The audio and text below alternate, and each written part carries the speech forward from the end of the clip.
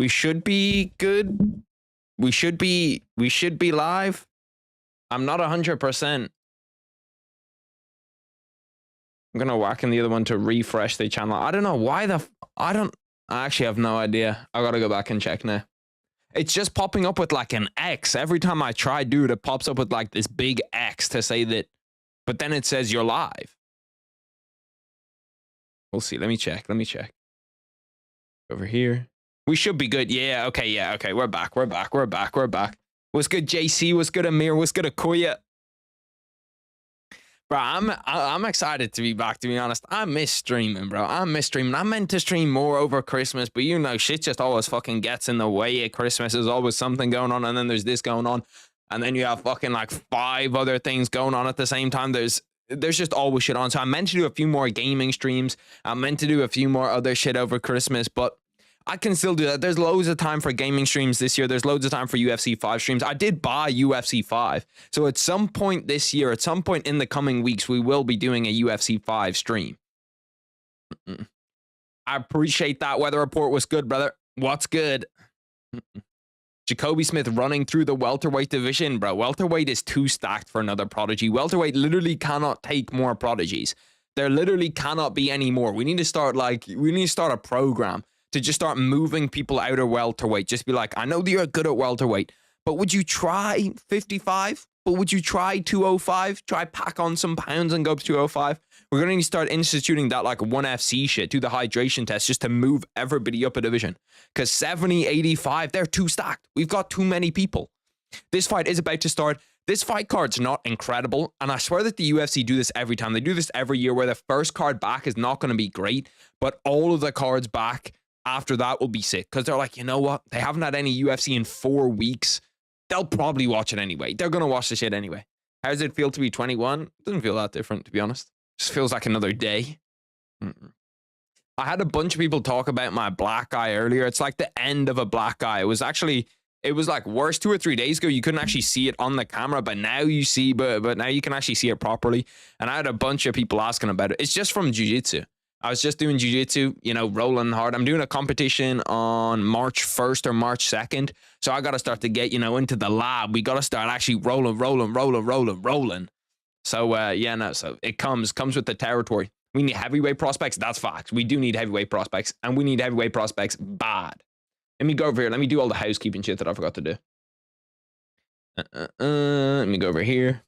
How was your Christmas and New Year's? My Christmas and New Year's was actually pretty good. It was pretty chill. How was everybody else's shit? New Year's, I was asleep at New Year's by like 9 p.m.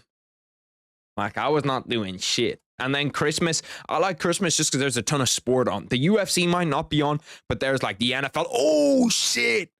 Euros Medics round 1, 30 seconds in. What a way to fucking start, bro.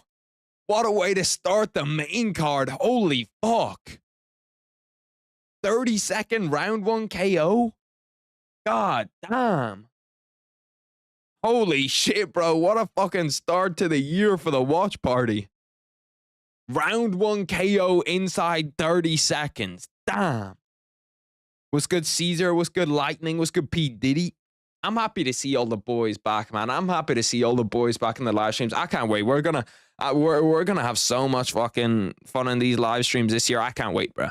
There's so many good cards coming up. That 311. Is it 311 or 312? Because I keep saying 311, but I think it might actually be 312. UFC 311. No. Okay, so it is 311. That 311 card is sick, bro. There's just so much fucking fun shit going on with the UFC. Just got back from a wrestling tournament for 12 hours. God damn. 12 hours at a wrestling tournament is crazy. That's actually crazy. 12 hours? Fuck me. Were you competing or no? Now that I'm penciled in, damn, bro, that fucking right hook was clean as fuck. You just see him like drop down. You know, like that pencil board where they don't even get wobbled. They just kind of go like flat and just go downwards. It's good to see you, Diddy. It's good to see you, brother. Johnny Walker pulled out. That's kind of it. Like, I just want to see Johnny Walker at heavyweight now. I want to see Johnny Walker at heavyweight. 311 is stacked predictions. I haven't really like locked in all of my predictions yet, to be honest. There's none that I'm like that certain on, apart from Umar Nurmagomedov beating Merab. That is that's the number one thing that I am super confident about, is that Umar beats Merab 1,000%. There's no question in my mind. If Umar loses, we might actually have no hope. We might actually have no hope if Umar loses. But this is a great time of year for sport. Like, this might be the best time of the year for sport, bro. Like, the UFC's on, the NFL is on, the NBA starting to come into its prime a little bit. You know, you get the NBA playoffs around like March, April. Like, there's so much good shit going on. The only thing we don't have is boxing. We don't really have any big boxing fights, but we pretty much have everything else. UFC Watch Party live now. Bang. Okay, now we're good. Now we've done all the housekeeping shit. I couldn't compete, but we beat Blair Academy and St. Edwards, which are top 10 in the country. Blair Academy just sounds like a fucking... That sounds like a wrestling school. You know what I mean? That sounds like a school that wears a blazer. You know what I mean? Blair Academy. What happened to your eye? I'm competing in jiu-jitsu March 1st, March 2nd. You know, we got to start getting them hard rounds in. And when those hard rounds come, you know, limbs go flying. So I caught a knee in the eye obviously just under the eye. It actually doesn't really hurt. Oh no, okay. I thought, I looked up at the NFL. I thought Justin Herbert threw another interception. Would you trade Beal for Butler? Yeah, for sure. Just to even get away from that Bradley Beal contract. Like, at least with Jimmy Butler, you can kind of like reset after this year. You know what I mean? You can kind of be like, listen, Jimmy, we don't really want you at the end of this year. Like, straight up 1-for-1 trade. Yes, I'd do that 1,000,000 times out of 1,000,000. Bradley Beal's contract is just impossible. Bro, is the Charles of white belts? I'm telling you, bro, I'm coming for heads at that competition. I need to weigh 77 kg for it, so the weight cutting's already started. When I started weight cutting, it was right after Christmas, so the scales were looking rough. I was like 84.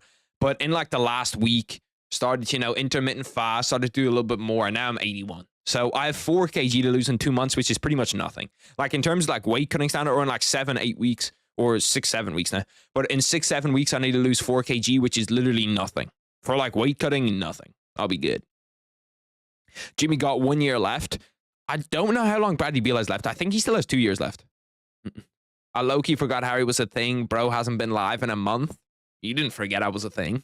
It's not like I haven't done anything. I put up videos for all of that month. I just haven't been live, which I wish I was live over the Christmas break. There's just so much shit going on, man. And there's so much sport going on. Like, I'm not really trying to collide with the NFL. You know what I mean? I'm not really trying to big dog the NFL and be like, yeah, let me go live at the same time. But then there's something on all the time over Christmas. I'm coming for heads, bro. I'm coming for heads. Harry UFC debut. I respect UFC fighters a lot more, and like the pressure that they feel now that I'm thinking about competing, because there is a little bit of pressure. I put the pressure on myself, but if I'm going there, I want to win. If I don't get gold, it's really a failure. You know what I mean? Like, it's gold or nothing in my mind. And you know that there's going to be some motherfucker that's there sandbagging, weight cutting, some little like Dagestani coming over to farm all the white belts. For wrestling, you have to cut like 10 pounds or 5-ish kgs in a week or two. Yeah, see, it's not fun. That's not fun. Me, I'm just personally, you know, I'm trying to get down to like 77. I'll be good. I could technically, I could get down to 73. They do the weight classes like the UFC. So I'm fighting at 170. 170 is what I'm fighting at. I could possibly make it down to 155. But I'd have to cut water, and I don't really want to do that. That would be 70 kg. 70 kg, I would be light, bro. I would be super, super light at 70 kg. Like, I'd be dying. And it's same day weigh-ins.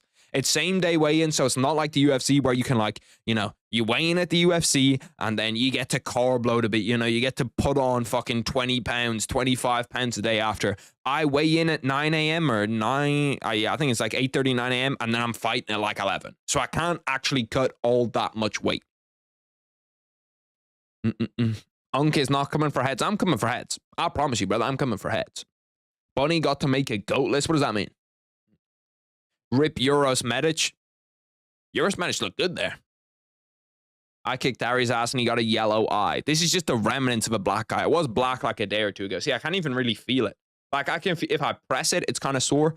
But it's kind of weird how I thought when I was first looking at the camera, I thought it was just like this weird like color filter that I had on, but it's not. But the strange thing is you couldn't see when it was actually black, because it was actually like black like 2 days ago and you couldn't see it. But now that it's yellow, you can see it a little bit clearer. Yeah, no, that's just what happens, bro. That's what happens when you're in there, when you're getting intense, when you're rolling hard. Do I want to play BO6? To be honest, I haven't played BO6 in I don't know how long. I haven't played BO6 in I don't know how long. BO6 is deader than like Cody Garbrandt's career. BO6 is finished. Yeah. I haven't played BO6 in months. The hackers in ranked is like, shit, it's just awful. The game's not that fun. The maps aren't that good. The skill-based matchmaking is like, fuck me, bro. The skill-based matchmaking makes me want to jump off a bridge. Like, BO6 does not have a lot going for it. What I've been playing a ton of is college football, bro. I'm literally playing a ton of college football, like a shit ton of it. I hit Ari with a spinning wheel kick. Don't think you could, even if you wanted to. Even if you wanted to, there's no way that your fat ass is getting that spinning wheel kick up to my chin. There's just not a single chance. I don't play Call of Duty anymore. Bro, Call of Duty's low-key falling off. Have any of you boys been playing Marvel Rivals? I tried to play it a little bit. I just can't get into it, bro. I can't get into Marvel Rivals like other people have. Like, a lot of people are saying that it's really, really good. A lot of people are saying that it's super, super fun. But I can't get into it. But I was gaming a little bit over Christmas. I was gaming a little bit. I was also super sick, bro. I got this weird-ass sickness on, like, the 22nd, 21st of December. And it was horrendous, bro. Like, I was crazy ill for, like, 4 days. Like, awful. The good thing is I wasn't, like, that ill on Christmas Day. Like, I was still feeling kind of shitty, but I wasn't that ill on Christmas Day. Because, like, being sick on Christmas Day is literally, like, the worst day of the year to be sick. Worst day of the year to be sick. People forget when I hopped on Call of Duty with Harry and I kicked his Vaz. I presume that means his ass. But you did not. You refused to hop on COD with me, even though you said you would. Marvel Rivals is a gooner game. What the fuck? It's just like it's like Overwatch, isn't it? I suppose it is kind of. Like, some of the characters on that game are kind of, you know, suggestive. Thoughts on Johnny Walker pulling out? Johnny Walker's finished, brother. Johnny Walker is literally like the definition of finished. Johnny Walker.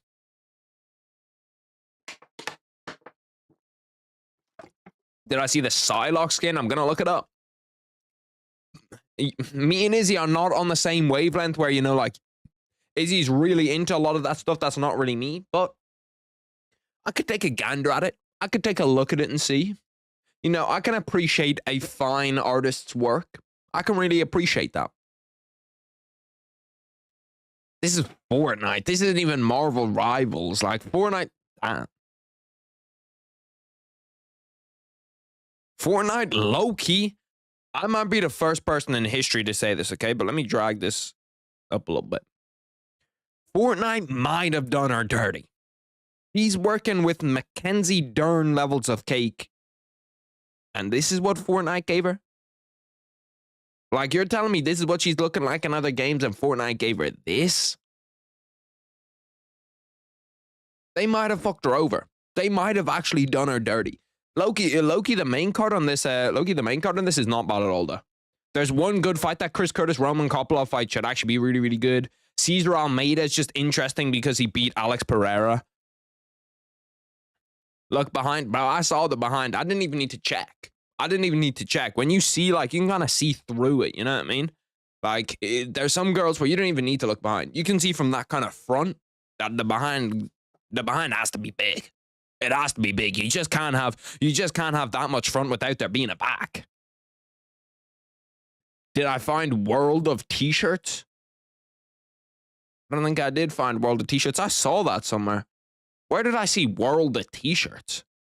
I think I saw that when I was looking on some, like, NBA, or not NBA, when I was looking on some NBA, NBA highlight video. I saw people talking about World of T-shirts. Fortnite is a kid's game, bro. Fortnite in its prime was an everybody game. Fortnite in its prime was different. Like, Fortnite in its prime is something that I look back at to this day. And Fortnite's prime, which is crazy, is like 6 years ago, bro. 6 years ago, Fortnite's prime. What a time. What a time to be alive. It's probably longer than that now. It's actually like 7 years ago, Fortnite's prime. Oh, it's a TikToker? Penny Parker is legitimately probably about 4 years old. Looking at this shit over here, we might need to investigate you. She's definitely not 4 years old over here. Okay, never mind. I might have tweaked. She's like 4 here, though. Like, this is like a 7-year-old. That's not a 7-year-old. Prime Fortnite was historical, bro. Just the fucking, like, I'm not sure we're ever going to see gaming hit a peak like that again. Like, people try to compare it to Warzone, but Warzone is kind of like that forced peak, you know what I mean? It's like Conor McGregor's come up to someone else, to Sean O'Malley's come up, you know what I mean, inside the UFC. We're like, yeah, Sean O'Malley's good and all, but Sean O'Malley's not Conor McGregor. That's kind of how I compare the Fortnite peak to the Warzone peak. Who's hotter, Norma Dumont or Dern? You're like, bro, Dern's just got so much volatility. Dern's just got so much ass that it's hard to look past her. It's hard to look past her. I have seen that Joshua Block guy. That Joshua Block guy is like the autistic guy, isn't it? Oh, he's got something. I don't know whether it's autism or what it is, but he's definitely got something. Austin Bashi walking out, West Bloomfield, Michigan. Why is he still wearing his like little... Why is he walking out with nobody? It's kind of cold as fuck. I can't tell if that's cold or if that's like... Or if it's just dumb. He's got like one person in his corner. Shit, I appreciate that, John, brother. I appreciate that. I'm 13, bro. She's older than me. P. Diddy, you're about 40. We know who you are. We know who you're trying to get close to. Talking about I'm 13. You'll be lucky if you don't get busted at one of them chat rooms, yeah? You get pulled up on by 3 like 20-year-olds and get jumped. Don't be talking about, no, I'm 13, P. Diddy. I live 20 minutes away from West Bloomfield, Michigan. Really? Well, this guy's from there. See, I feel like I've got to start watching Dana White Contender Series more. Most of the time, I'll just look at like who the best people were on it and then go watch their highlights. But like people like this, like I don't really know him all that well. He looks locked in though. He looks fucking super locked in. He's jacked too. I can't lie. He's pretty ripped. That's the shape that I'm trying to get into for my fucking jiu-jitsu comp, where it's like you just come out there and you just look ready to go. Undefeated, 3 wins by KO, 5 by submission, awarded UFC contract on Dana White's Contender Series Season 8. He's here to meet a 13-year-old. Arrest him. That video is one of the funniest videos ever, bro. No, I'm constipated.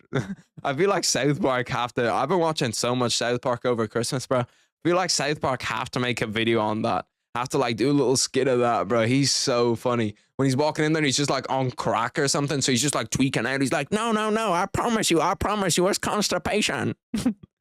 That's such a fucking funny video. Why are you giving him C-Rod, though? I didn't even realize this was C-Rod's fight. Christian Rodriguez is a dog, bro.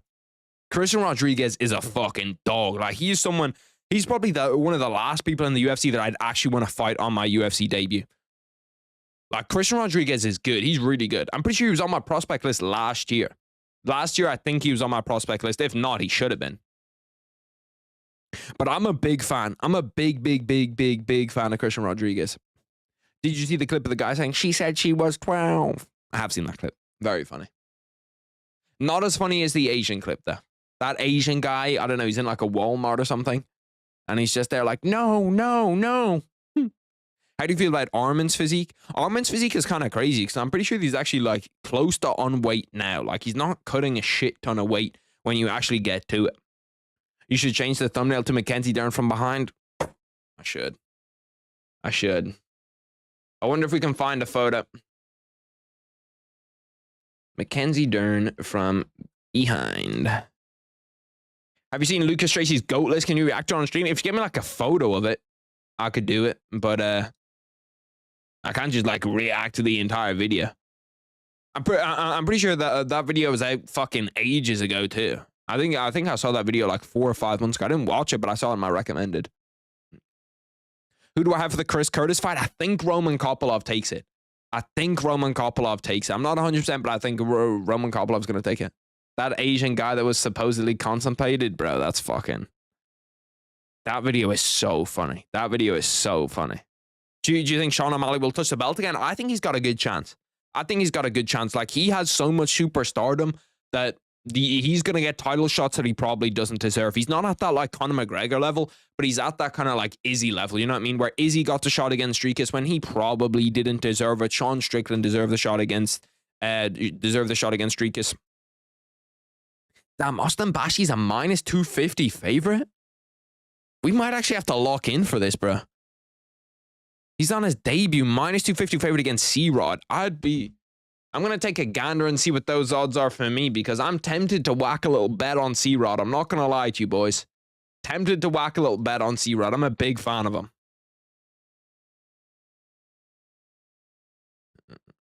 Damn, do I need to confirm my shit to log in? Make me confirm all my details.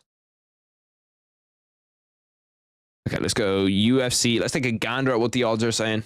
They're showing me all the odds for next week, which we do actually need to look at. We need to look at all the odds for next week. I'm liking a little Christian Rodriguez bet. I can't lie to you. Let me pull it up on the screen. We got C-Rod. What else we have here? C-Rod, give me Roman Kopylov. Fuck, they locked it. Damn. Why can I still bet on fucking Austin Bashi, but I can't bet on C-Rod? What you gonna do with all that ass? Can I place it? Oh, shit. I didn't mean to place that one. I'm good on that. I'm good on that little 3D. I think that Christian Rodriguez got a good chance of winning this fight, though. I think he's actually got a good chance of winning this fight. Austin Bashi deep in on a single leg already. He switches over to a double leg. That's a nice takedown. C-Rod doing a good job of rolling with it, though. Bro, that's something that I need to get a lot better at is like rolling with takedowns, bro. That's actually how I got my black eye. When someone had me in a footlock, I stepped over. I tried to Berimbolo and got just like kicked straight in the face. He's definitely moving to Angola. The age of consent, 7? What the fuck? Is that true? 7? That does not seem right. Nah, Chris Curtis Blades with Smoke Kopylov. I saw a video of them talking about like how much people confuse them, and it is kind of insane. Ooh, guillotine. Armin guillotine for Christian Rodriguez. That looks kind of tight.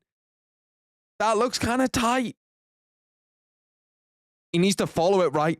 Oh, that's tight as fuck, bro. He might put him to sleep here. He's trying to fight it. Oh, I think he lost it. Damn, it was tight, though. You could see how red his face is. You could see fucking all the blood getting drained from his face. That was a super nice guillotine. And that knee is well off it. I'm telling you, man, C-Rod's looking good. He's a good UFC fighter. I was very surprised to see that he's an underdog. Like, for a debutant coming into the UFC, unless you're like a Bo Nickel type of guy, like, I feel like it's crazy to put Christian Rodriguez as an underdog. C-Rod does a good job picking up that leg. Nice takedown. Austin Bashi does get to butterfly. Guard, though, trying to scoot out. See, the thing is, like, MMA Jiu-Jitsu is so different to Jiu-Jitsu because this is a good position for Austin if you're in normal Jiu-Jitsu. But obviously, since you can get fucking hit in the face, it's not. It's a terrible position. You never want to be on bottom. Show round time? I can't actually. I don't know where the remote is. Oh, here it is. See, the round time, I should have bought a new one, bro. But the round timer still fucked up just because, like, it doesn't count seconds correctly. It's not actually 2:33. I'll start it when it starts. Oh, that was super nice. And Austin Bashi jumps the back on Christian Rodriguez. He's probably going to get shook off, though. He doesn't really, like, if I'm Christian Rodriguez, I'm dropping all fours and I'm trying to shake him off my back. Literally one of the elite defenses. It's like one of the only times in jiu-jitsu that what your mind thinks is the correct thing to do naturally is actually the correct thing to do. When someone jumps on your back, you just try to shake them off. There are 206 bones in the human body, 207 if I'm a kindergarten. P. Diddy, you're moving crazy. Where do you see Brian Battle at the end of 2025? I think he's definitely ranked at 170.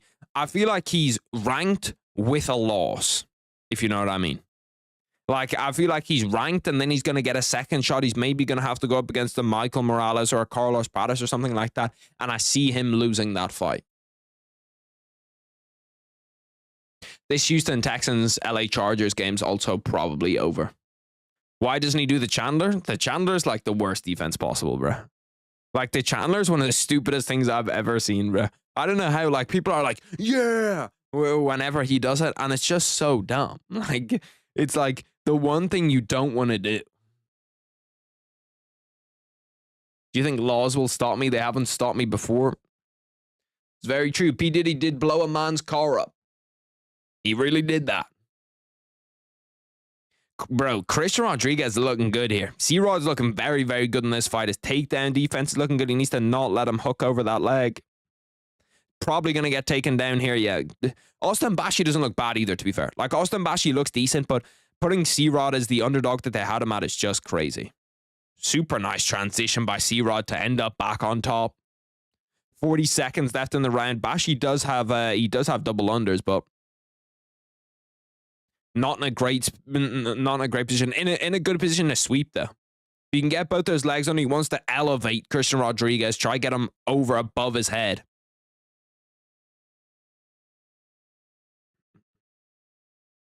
Just jump backwards and KO him. Bro, I'd love to see that happen ever. I'd love to see that shit happen literally ever. If DDP and Chimaev fight, I got DDP by knockout. I think I'm probably leaning towards DDP as well. I feel like you go with the champion. I feel like you go with the champion in those instances. They changed the law to 14. Now this must be tragic for you. Angola. Bro, I remember there was a bunch of people who were talking about that they were like, that they weren't going to India anymore after they changed the age of consent from 12. And I was like, what the fuck, bro? Like, that was like a big controversy. There was like a bunch of YouTubers that said that like they won't be traveling to India anymore as soon as they change the age of consent. And I was like, bro, what the fuck are we doing? DDP will get into Chimaev's mind. I feel like Chimaev's, like, is he the person you want to get into their mind? Because I feel like if you get into Chimaev's mind, like, it's just going to end up with him shooting immediately and just being like, yeah, fuck it, I'll shoot. Him just going like full Chechen and just being like, I kill everybody. Which would have been, bro, imagine how memeable that would have been if he wasn't actually good. Like, it makes sense because he's a fucking dog. Like, the guy is unbelievable. But if he was like shit after saying that, it would be so funny. Like, could you imagine a compilation of him getting KO'd with just like the I kill everybody in front of him? You think Russia sent missiles? You haven't fought me yet. What the fuck? You're tweaking. If DDP and Chimaev fight, I got DDP by accidental flashing. The thing is, does DDP get the +10 boost from kissing his coach? Or does Khamzat Chimaev get the +10 boost by seeing DDP kiss his coach? You know what I mean? He gets that kind of like anti-gay rage. I feel like it's a dangerous game to play. It's a dangerous game to play. There's 4 minutes, 25. Second round has begun. I feel like that's C-Rod 10-9 after the first one. After the first round, I feel like that's C-Rod 10-9. Aaron Bashi did have good moments. Like, he jumped on the back. That was quite nice. And his wrestling does look good. But he hasn't done really enough with it. He hasn't done enough with it to actually warrant me thinking that he's that good. Or to actually warrant him winning the round. I still do think he's good. The Royce Gracie of white belts? Shit, bro. That's what I'm trying to be.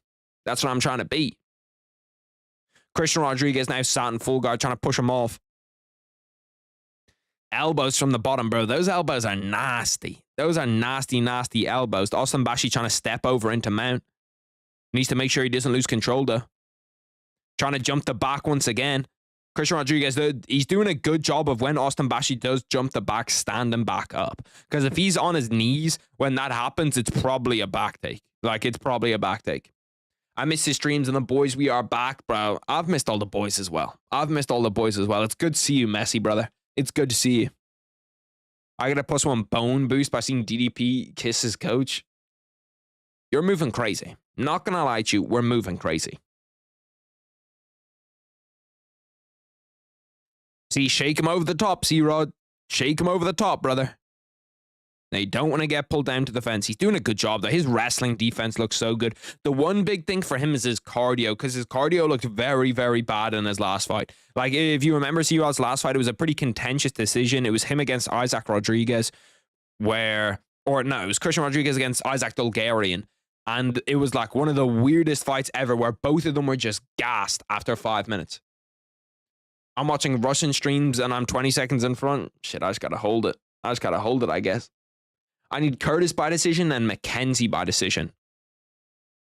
I really hope, I'm not going to lie to you, brother. I really hope that main event doesn't go to a decision. I think it will, but I really hope it doesn't. And I do like the Roman Kopylov by decision bet because, or not Roman Kopylov, sorry. I really do like the Chris Curtis by decision bet because if Roman Kopylov wins, it will guaranteed be by a finish. Corey and Sugar fight. Who do you have? I think I'm going Sugar. The book is out there on how to beat Corey Sandhagen and what Umar Nurmagomedov did. And Umar he doesn't have a similar style to Sean O'Malley, but in terms of like striking on the feet, feinting a ton, he does have that similar-ish style. But I ain't flattered at all.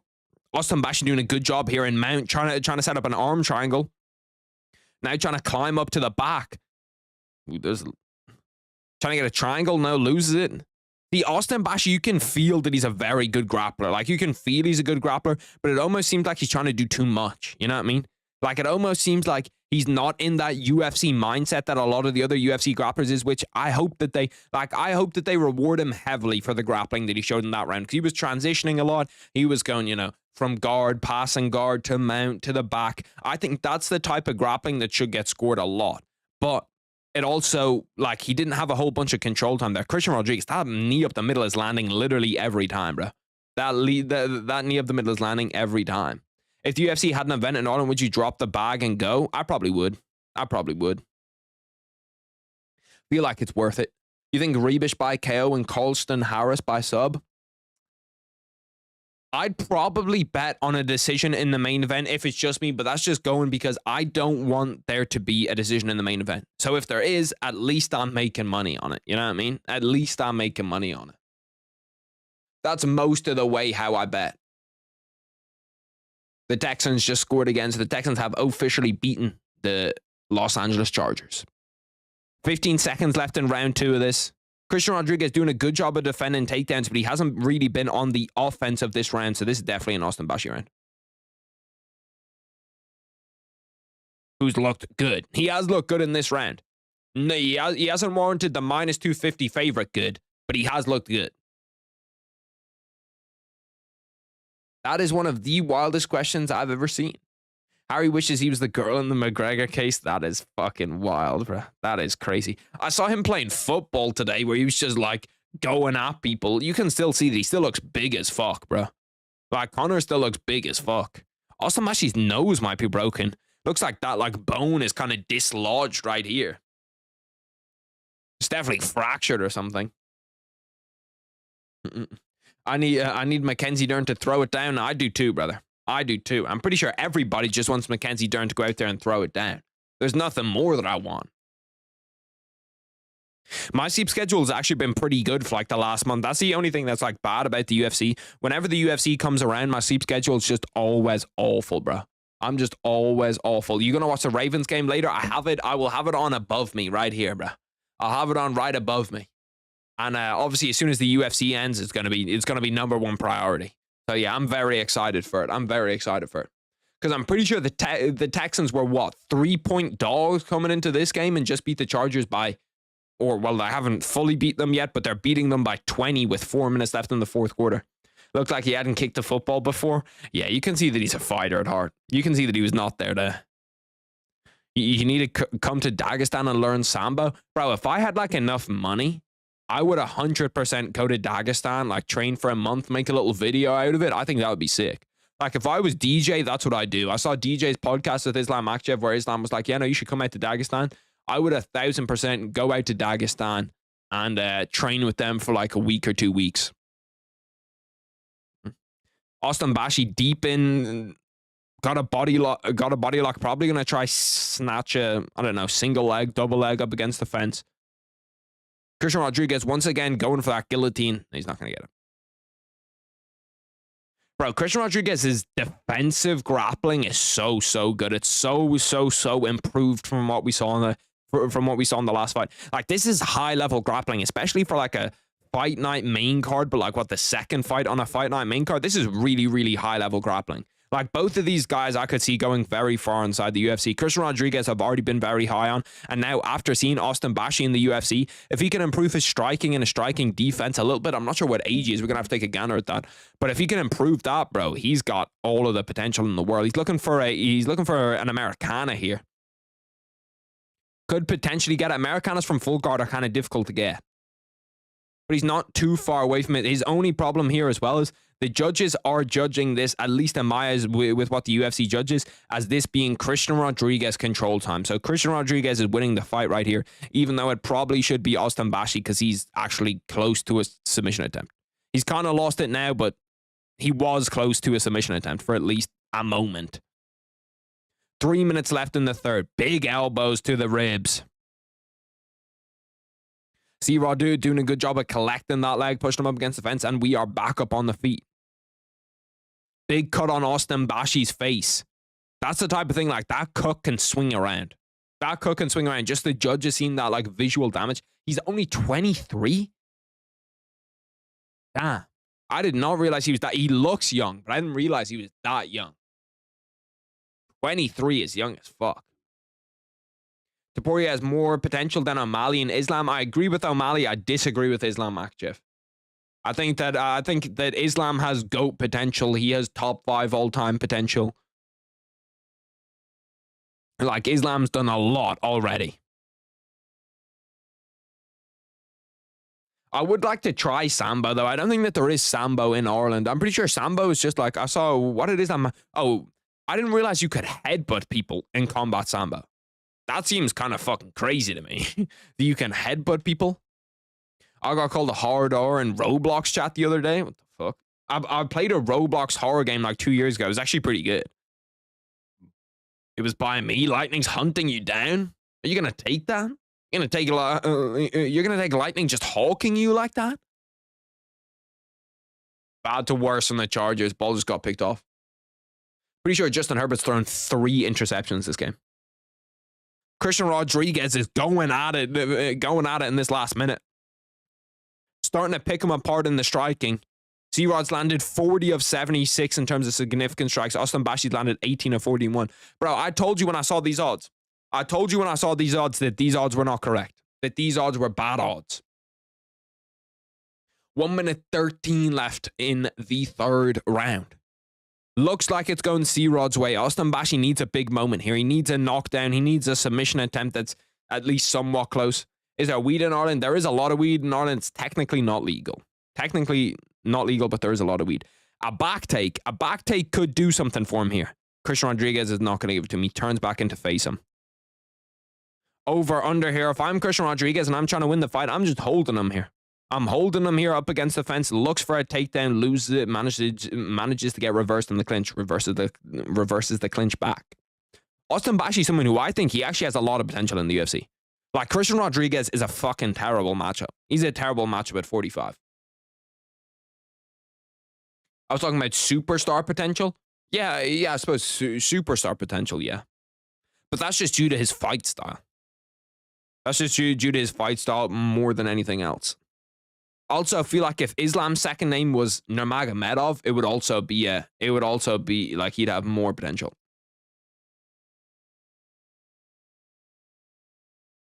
Damn. Christian Rodriguez going for a little heel hook last second. Great fight from C-Rod. Great fight from C-Rod. I have that as Christian Rodriguez 29-28. How are you boys scoring that? What's good, Messi? Why is my nose red? My nose is kind of always red. I don't really know why it is.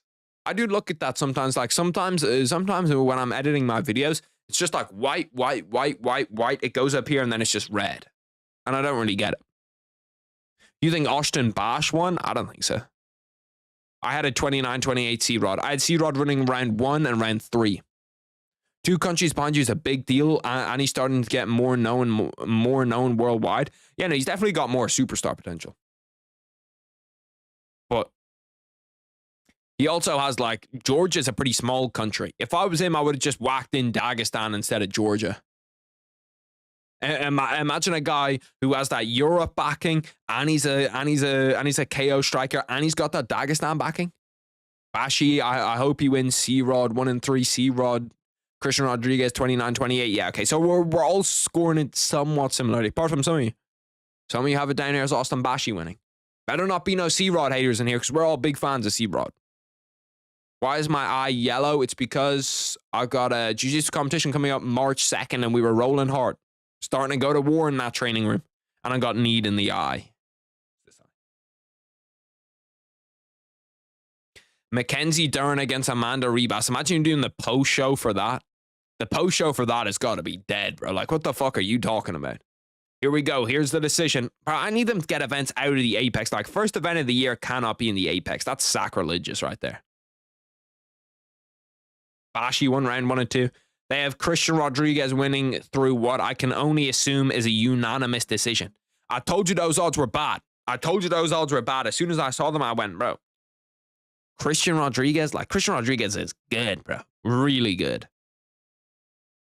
Won via UDs, won 5 of his last 6. Bro, Christian Rodriguez, like 145 is just so unbelievably stacked that I'm not sure where he's going to land in that 145-pound picture, but he's like really good. When he was at 135, I was a little bit more excited for him. He struggled to make that 135-pound weight, but like he beat Raul Rosas Jr. at 135. He beat a ton of guys, bro. He must be a teammate of, yeah, actually, he's from Chicago, Illinois, so he probably is a teammate of Bilal Muhammad. Who would have thought, boys? Me and Bilal Muhammad on the same picture. We both love the same fighter.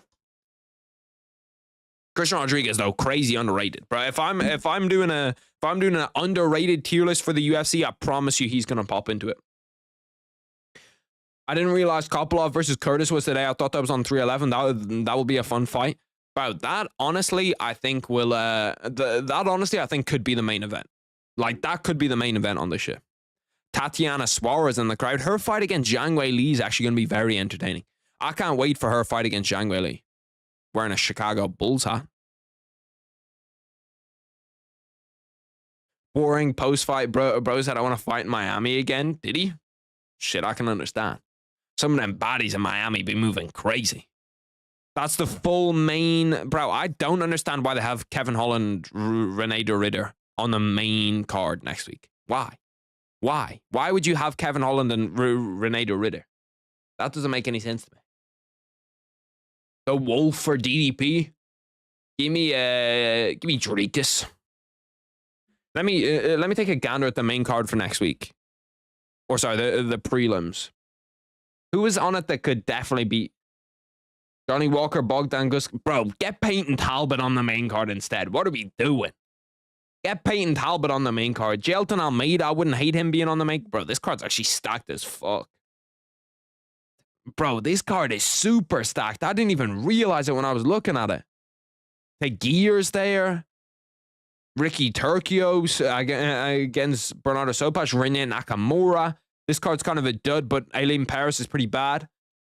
Grant Dawson's down there. Zachary Reese, Jelton Almeida, Peyton Talbot. Bro, this fucking card is stacked. I did not realize how stacked that 311 card was. Yeah, I saw that Johnny Walker had to pull out.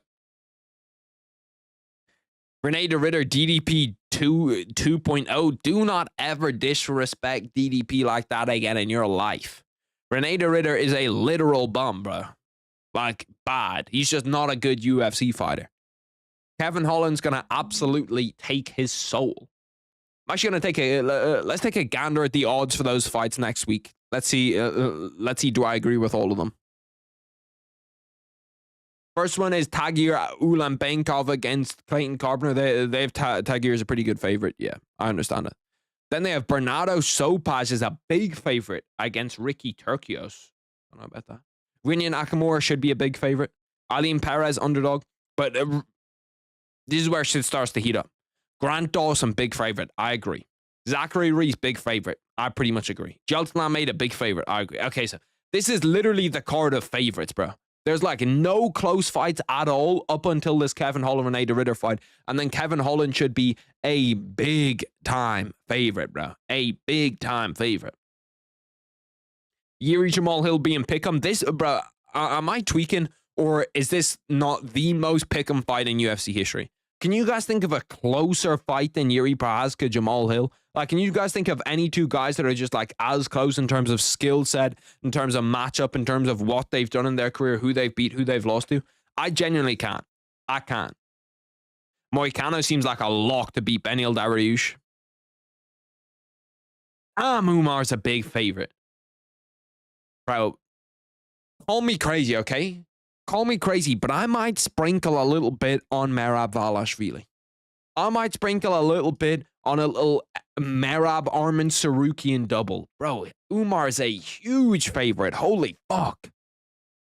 I don't think Moicano beats Dariush, unfortunately. I don't think Moicano beats pretty much anybody else, but I think that Dariush is too old. He's taken a lot of fucking KOs too.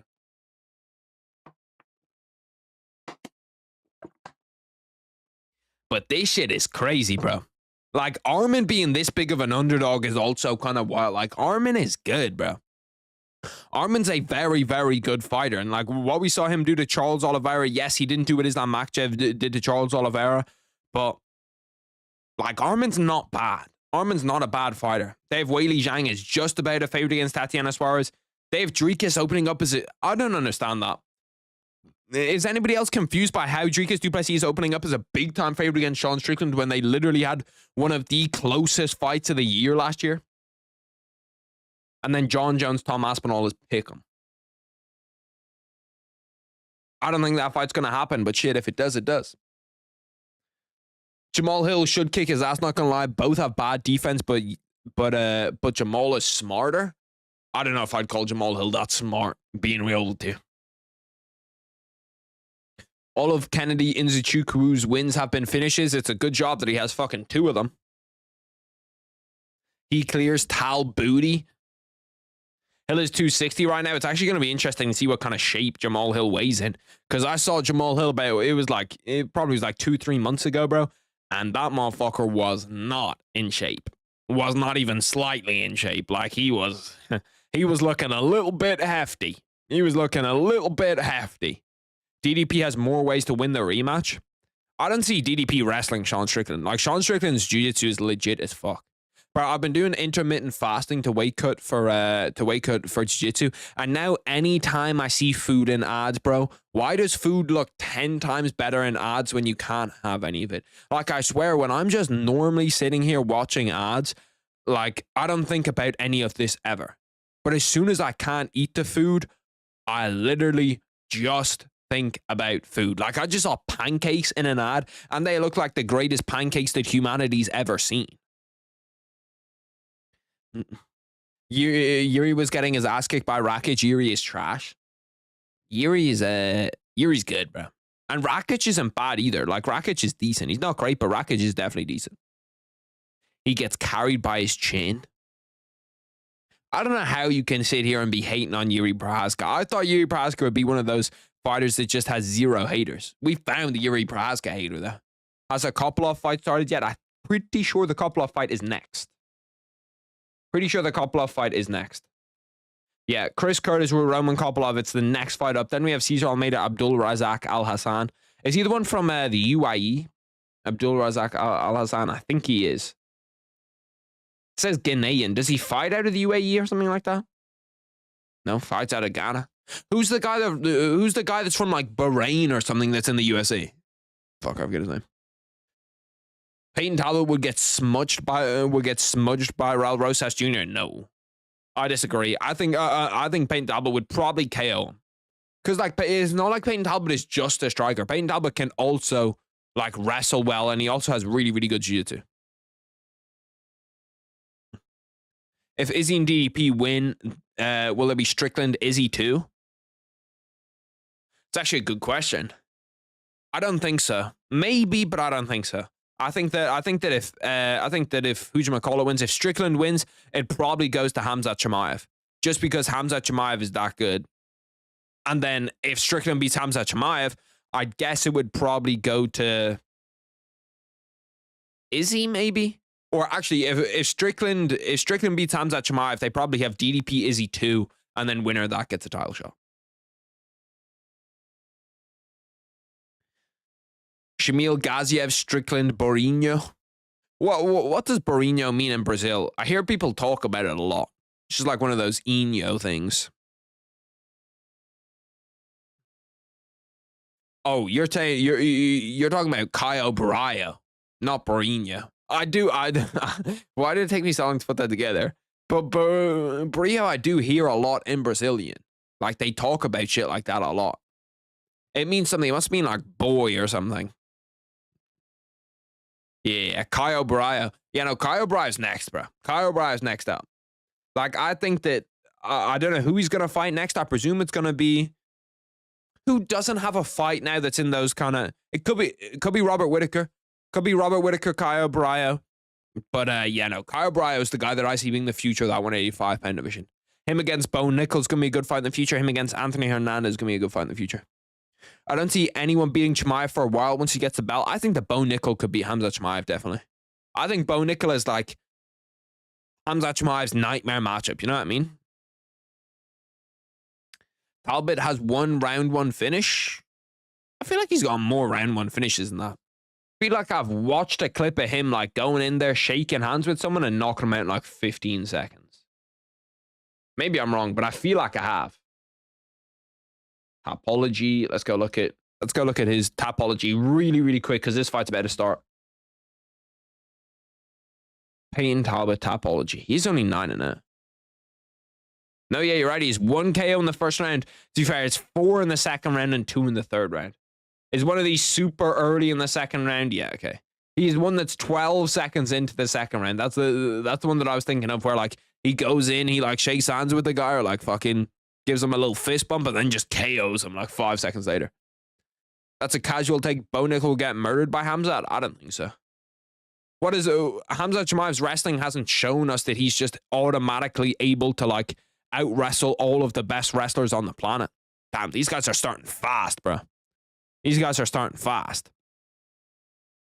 Like, if you look at Hamzat Chimaev, he didn't really want to enter Gilbert Burns' guard. He didn't really want to wrestle all that much with Gilbert Burns, which shows that although his wrestling is really, really good, like, if your wrestling isn't better than Gilbert Burns' there's questions to be asked about it. Just at the highest of high levels. Obviously, against Streakers, against Sean Strickland, it's literally only like Bo Nickal where the questions have to be asked. Trying to think of other like elite wrestlers, like a prime Henry Cejudo, the questions would have to be asked. Those type of elite Olympic level guys. Imagine if DDP moves up on the DDP Hill press conference. That would be sick. I think that DDP could move up. The only reason why I don't see DDP moving up is just because his division is so stacked.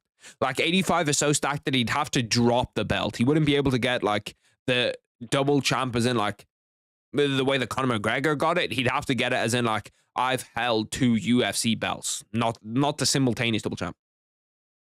Who do I have in this fight? I'm leaning towards Roman Kopylov. Oh, Roman Kopylov stunned him. As I said, that big jab. Damn, that Roman Kopylov jab is nasty. You can just see every time that Chris Curtis gets hit by it, his head goes like bonk, bonk. 3 minutes 30 left inside round 1. Nice stuff, nice calf kick and a nice 1-2 by Roman Kopylov. 3:19 left inside the first round. Oof. Bro, Roman Kopylov's power is serious, man. Roman Kopylov's power is serious. Good idea, build the greatest press conference of all time. I'll probably do it if Conor McGregor comes back this year. I presume that Ian Gary will also be on the card, and then I'll probably do it sometime around then. 2 minutes 54 left inside round 1. Bro, I've got this weird pain in like my hand where like when I squeeze here, I get like this shooting pain all throughout my hand. It's weird as fuck. I don't know what it is, but it makes it hard to get like a good grip strength. You know what I mean? Feels like I've done like some nerve damage to my hand or something. 2 minutes 30 left inside round 1. The exchange pair of good jabs, bro. Both of these guys, like Roman Kopylov's jab is so just nasty, and then Chris Curtis is just like built out of solid metal. You know what I mean? Like he's just someone that's so like dense with muscle. If you see me looking up, it's because the NFL is on above me. It hasn't started yet though, so. That's the one thing I don't really like about American sports is that with like European sports, when they say it's going to start is when it's going to start. With the NFL, with the NBA, like they'll say 1 a.m., but it's probably only really going to start at like 1:15 or maybe like 1:20. Like that's when it's actually going to start, which I don't really understand. It doesn't make any sense to me.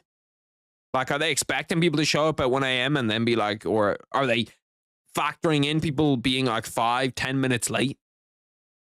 Chase Hooper striking, he's looking good right now. Bro, his striking is... Oh, Chase Hooper, bro.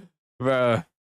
It's crazy because they do look so similar. It's crazy how many like body doubles there is in the UFC. There's Anthony Smith, Bogdan Guskov.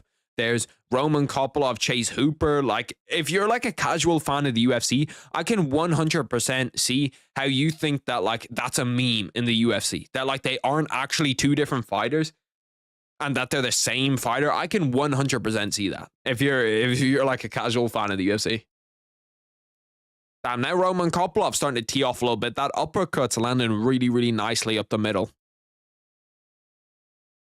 50 seconds left inside round 1. This fight's at a high pace, and they're both striking well. Nice uppercut by Roman Kopylov. I love that uppercut. Not enough people use that enough. That like kind of lunging, like it's called like a corkscrew uppercut where you like swing it in. Super, super nice. 30 seconds left inside round 1. Nice body kick. That one hurt. That one hurt Chris Curtis. He's doing a good job with the poker face, but you can see anytime that like they leave their hand down at their hip, like for like 5 or 6 seconds after, you know that hurt them.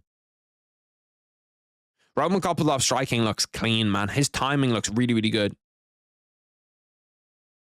He just pushed his mouthpiece out with his tongue. What the fuck? The first time I've ever seen someone do that. Throwing a spinning back fist after he lets you get your gum shield back in has got to be disrespectful. That shit's got to be disrespectful. How are we scoring that round, boys? That's actually a really difficult round to score. That's a really difficult round to score. I'm going to say Roman Kopylov, but that's really close, bro. That's really, really, really close. That's really close.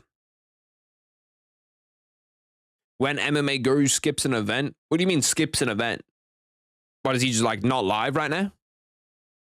That kind of makes sense, bro. If I was going to skip any event this year, he's probably watching the NFL or some shit. I don't know. I'm not sure if he likes the NFL or not. Probably not. There was some guy at my gym earlier this week, one of the guys I roll with, bro, and he's just talking shit about MMA Guru, bro. It's so funny. He was just sat there roasting MMA Guru's entire life. He's very good at jiu-jitsu too.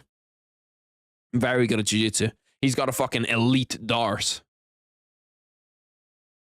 He isn't live. I can understand why he wouldn't be live for this card, bro. I can understand why he wouldn't be live for this card. Me personally, though, unless I've got a competition the next day and it's going to really fuck up my sleep schedule, like if there's an event on whatever it is, March the 1st, I'm not missing an event. Like, we just don't miss events of the UFC around here. I wouldn't admit that you watch MMA Guru in public. Well, this is a public forum. I don't watch MMA Guru. I don't really like... I can't comment on any of his shit just because I don't watch him. The only stuff I see is like people complaining about him on Twitter and some of his like clips and shit on Twitter, which don't paint him in the most positive light. But like, yeah, not his biggest fan ever. I think Curtis, but I'm not mad about Kopylov. See, that's the type of round where I feel like judges almost get a bye. Like, because you just can't really get that one wrong. You know what I mean? Unless there's a 10-8, you literally can't get that one wrong. Now, Roman Kopylov's got a nasty little cut. I'm not sure if that's on his nose or right under his eye. Chris Curtis starting to pile on the pressure a little bit. He's doing a good job with that jab, man. That jab, he's like, his only problem is if Roman Kopylov starts to fire off that left hook. Because every time he throws that jab, he kind of, like ducks his head back a little bit this way. You know what I mean? He made fun of Cheeto's disabled son. Yeah, I saw that. That was fucked up. And then he made fun of Chandler's son too. I made that video about Chandler and him. I don't know. That was weird. I can't lie. That was weird. That was fucked up. But I think it's just because I kind of feel bad for him because His videos that get the most views are videos where he's like, oh, John Jones is gay or something like that. So then he just thinks, oh, well, I've got to keep making more and more and more and more and more fucked up videos because they're the videos that get views. Chris Curtis KO. Could happen. It's probably the more likely of the two right now.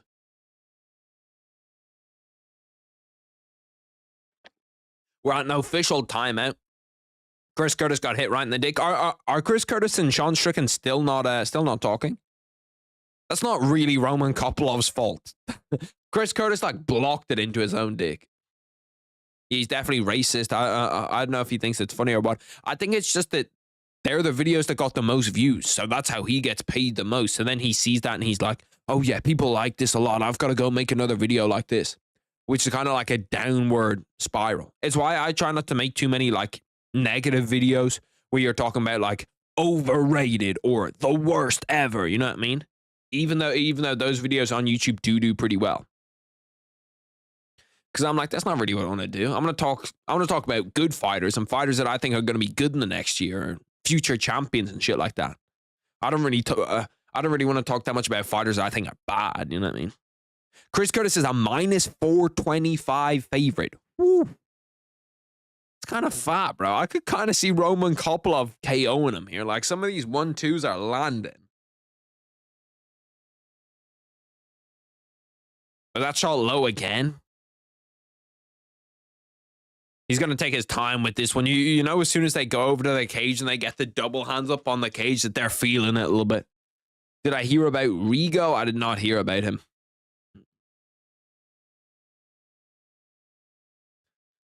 Bro, that Roman Kopylov cut is nasty. Like right under the eye, or right above the eyebrow. That's like the worst place to have a cut because it'll sit there and it'll just drip into your eye constantly. Super, super annoying. Trying to get a doctor? Oh no, it's an eye poke. I thought that they were trying to get a doctor for to see if his like balls were okay. Make sure nothing was like crushed.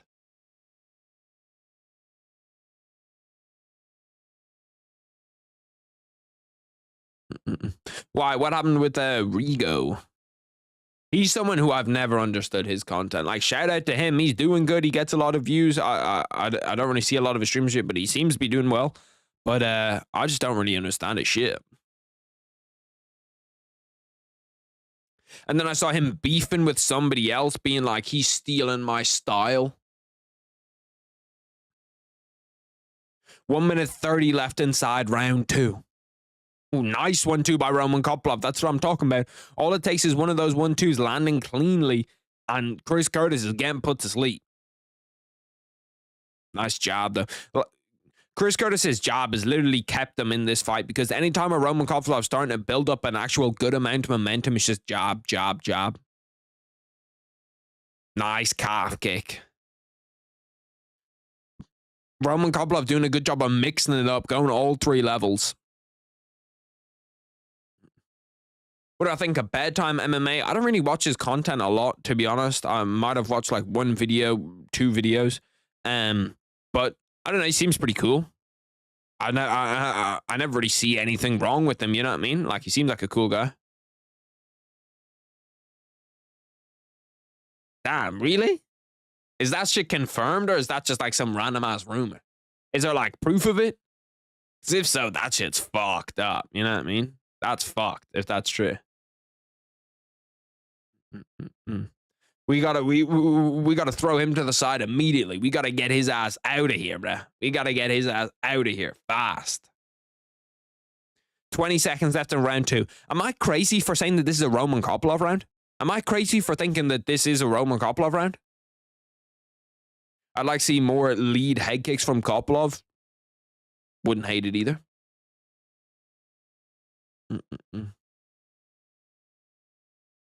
Bet it on black and make sure. Bro, I've been listening to so much J. Cole recently. J. Cole's just been hitting. I go through like phases with rappers where like I'll listen to a bunch of Drake and then I'll listen to a bunch of J. Cole and then I'll listen to a bunch of like Eminem or something like that. Like I'll go through a bunch of different phases where like I'll spam somebody for like a month and a half, and J. Cole has been that guy for like the last 3 months.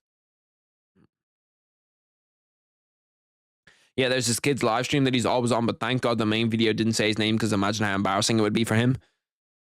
out the motherfucker, bro. If you're doing that shit, if you're really on that shit, we gotta out your ass. I don't care how embarrassed you are. You should be more embarrassed, bro. If you're talking to kids and shit like that, no. No, sirree. We cannot do that. Kopylov striking is good, bro. Kopylov striking is really good. Kopylov striking is really good. And that jab, bro. That jab is just so stiff. You know what I mean? Where, like, some people throw out their jab and you can really, like, feel that it's a jab. I'm not sure if you understand what I mean. But it's like he's throwing it as if it's, like, not meant to hurt you at all. Roman Kopylov, like, his jab still has a little bit of power to it. To be fair, it's the same with Chris Curtis. Like, Chris Curtis gets a bit of oomph behind that jab, too. Kopylov is a cheater? What do you mean? Did he get busted for drugs? I think he stole it at the end. You like the song Sticky? I actually don't. I don't hate it. I don't hate it. If it's a song that I'm thinking of, I'm absolutely awful with song names. Sean Sheehan said it's 2018 Kopylov. I don't know why Chris Curtis was a minus 500 favorite or minus 400 favorite. I probably should have bet on Kopylov as soon as I saw that shit. Because this is a close fight. Nice 1-2 by Roman Kopylov. Whenever that like 1-2 lands, you can see that it is hurting Chris Curtis a bit. Chris Curtis is doing a good job of masking that, though, and coming forward after he gets hit with it. Talking about the kid being embarrassed. Oh, yeah, that kind of makes a little bit more sense. That was a nice little liver shot by Chris Curtis. Kopylov's got 103 significant strikes. His previous best is 82. I'm sure that someone might be able to give you something, Lucas. I can't, but I'm sure that someone might be able to give you something. A bunch of those streaming websites went down. There's like a whole sweep of them over Christmas. I saw that like Crack Streams went down. What's the other one? Stream East, I'm pretty sure went down. Like there's a ton of those websites that a load of people use that I'm pretty sure got taken down. Now I don't really need to use them. I have like the legit versions of all the stuff, but nearly halfway through this third round. Oh, nice 1-2 by Roman Kopylov. Oh, that hurt him bad. Push in, push in. He has him hurt. Those calf kicks and throwing that 1-2 is really starting to bother Chris Curtis. If I'm Roman Kopylov, I'm not sure that you're not down 2-0 here. I'm not sure that you're not down 2-0, so I'd push for a finish. I'd really, really be pushing for a finish. Bronco's going to make Josh Allen cry so hard he's not MVP. I did see that Lamar Jackson was first team All-Pro, which probably means that Lamar Jackson's also going to be the MVP. Stream East is really laggy right now, allegedly. Tom versus Jones, who wins? Give me John if it happens in the next 4 or 5 months. Give me Tom Aspinall anytime after that.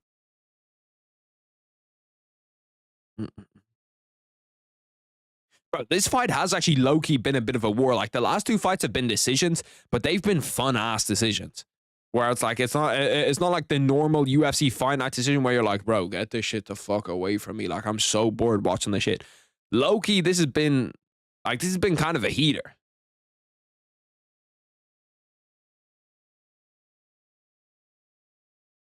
Yeah, that's crazy, P. Diddy. If that shit's all true, bro, that's crazy.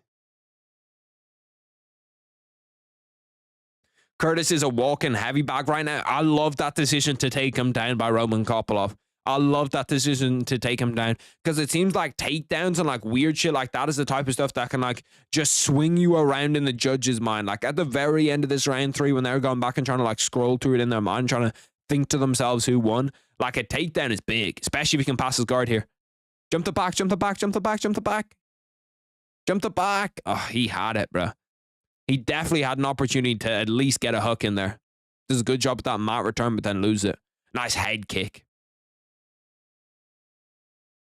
This is almost that 10-8 stage. Like, he's beating the dog shit out of him in this round. I can't lie. And he's wobbled him multiple times. He even wobbled him with that last right hand right there. You can see his knees kind of buckle. Oh, hurt him again. Bro, he is fucking finding him, bro. Oh, damn. Roman Kopylov just got hurt, though. That jab seemed to hurt him a bit. 40 seconds left in round 3. Ooh, Kopylov looks pretty hurt here.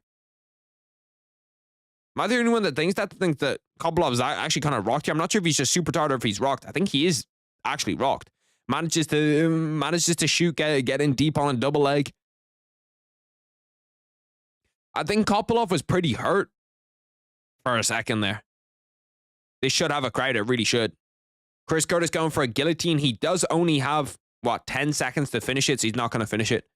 This one's going to end up going to decision. Who wins it? I don't know. Me personally, I'm going Roman Kopylov. Oh, Roman Kopylov hurt him late. 1 second left in the fight. Roman Kopylov wins via finish with 1 second left in the fight. Walk-off KO for Roman Kopylov. Holy fuck. That was out of nowhere.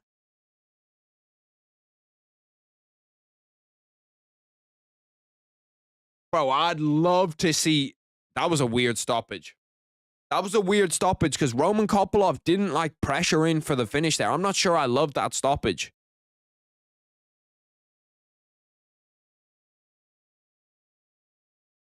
I'm not sure I love that stoppage. That's a weird one.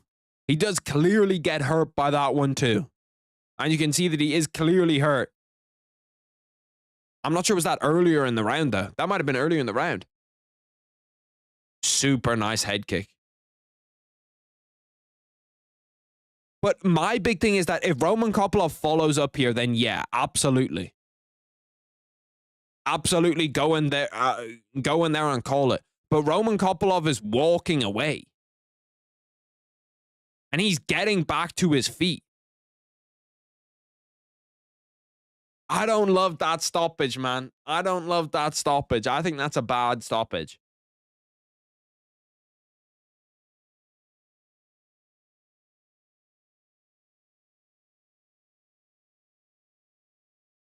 Yeah, I don't like that stoppage. I'm not gonna lie to you, brother. I don't like that stoppage. Bro, the guy that had Chris Curtis via decision, I would be fucking livid, bro. I would be livid. Imagine he's winning that on the scorecards too. You have Chris Curtis via decision, the judge weighs it off.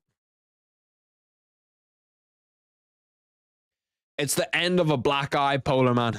It's the end of a black eye. How are you picking Caesar in the next fight? I'm going for it just because, for the entertainment value. Curtis is salty. Yeah, he's salty as fuck. Who won? I wasn't in the same room as my phone. Roman Kopylov won with 1 second left in the third round. Yeah, no, that was a rough stoppage for sure.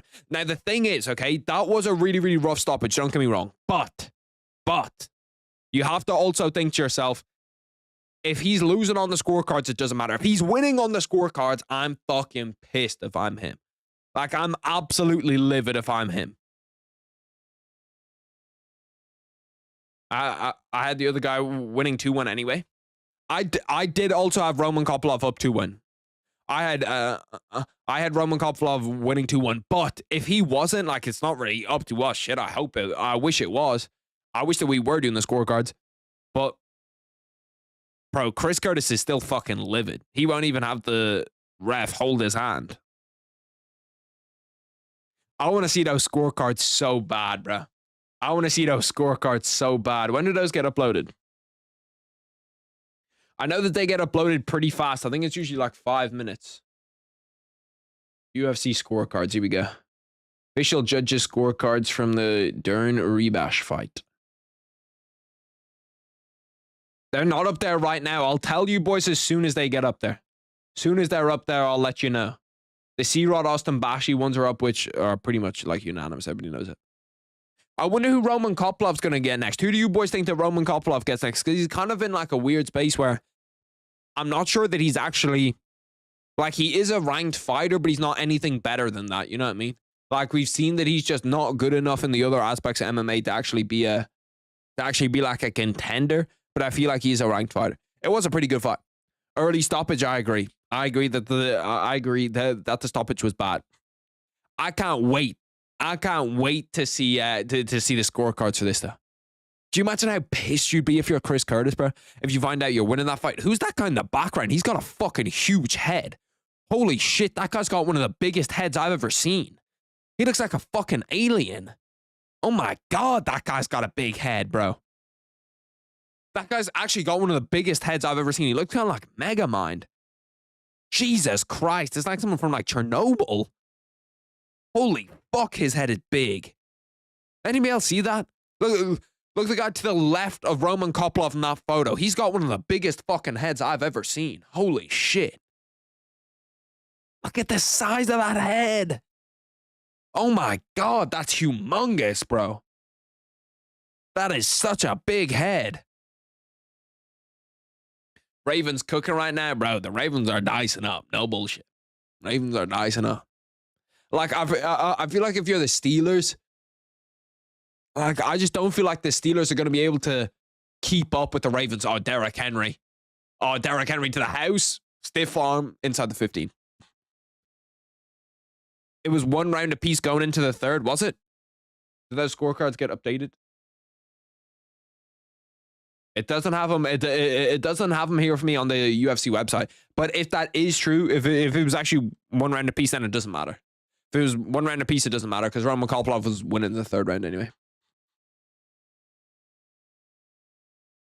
Michel Pereira. Well, I'm going off the thing, Derek, that the third round was going to be Roman Kopylov's anyway because he hurt him multiple times, knocked him down at the end. So like that round is pretty much a guarantee for it to be his round. King Henry is him, bro. I have a Derrick Henry jersey over there. I have a Tennessee Titans Derrick Henry jersey. I got some new jerseys over Christmas too. I got a Brian Thomas Jr. Jaguars jersey. I got a Juwan Jennings 49ers jersey. And I got a Diamador Lenore Oregon jersey. They said on the stream it was 1-1. Okay, so it doesn't actually matter anyway then.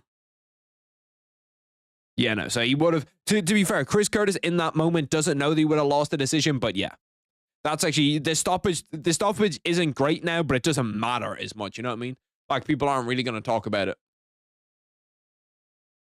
Show off the jerseys. I can show them off in a second. My God, Harry. You have some hair that I want, and it's in your pants. You're moving crazy, brother. It is the 12th of January. New year, new you, and it's clearly not a you, and it's clearly not a new you.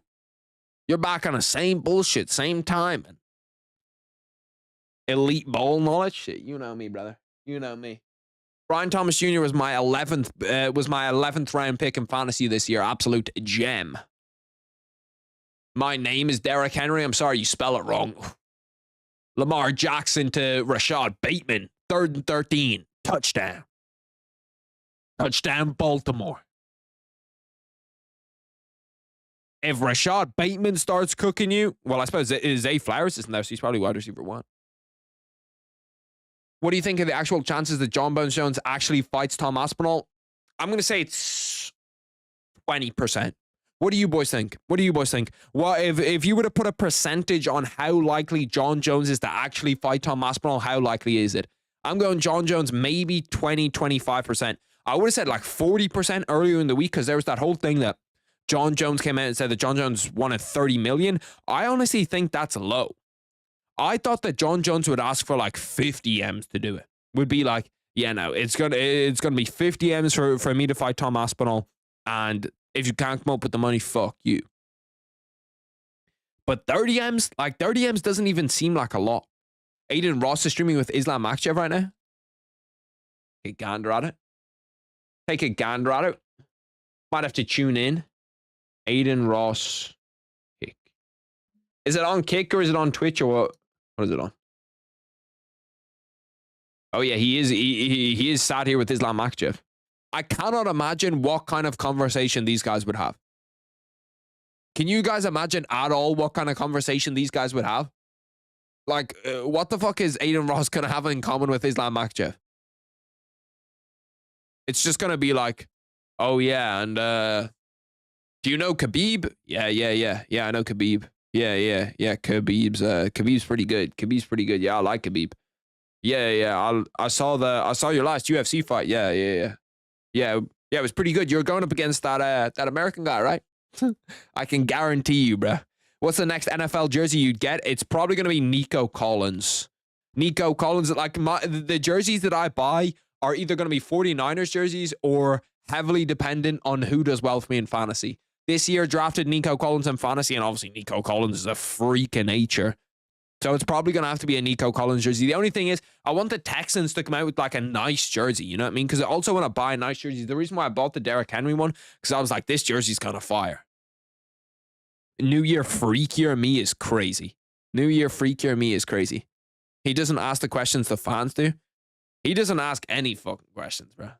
Aiden Ross is literally a crackhead. Let me tune in for a sec. Let's see what they're talking about in the stream. I guarantee you, as soon as I tune in, it's good. They're going to be talking about some bullshit, bro. Ooh, these are very low on battery. It just popped up like, it just gave me the noise being like, doo-doo-doo-doo. Saying essentially these are super low. Oh shit, I have my shit. Let's see. Let me go over here.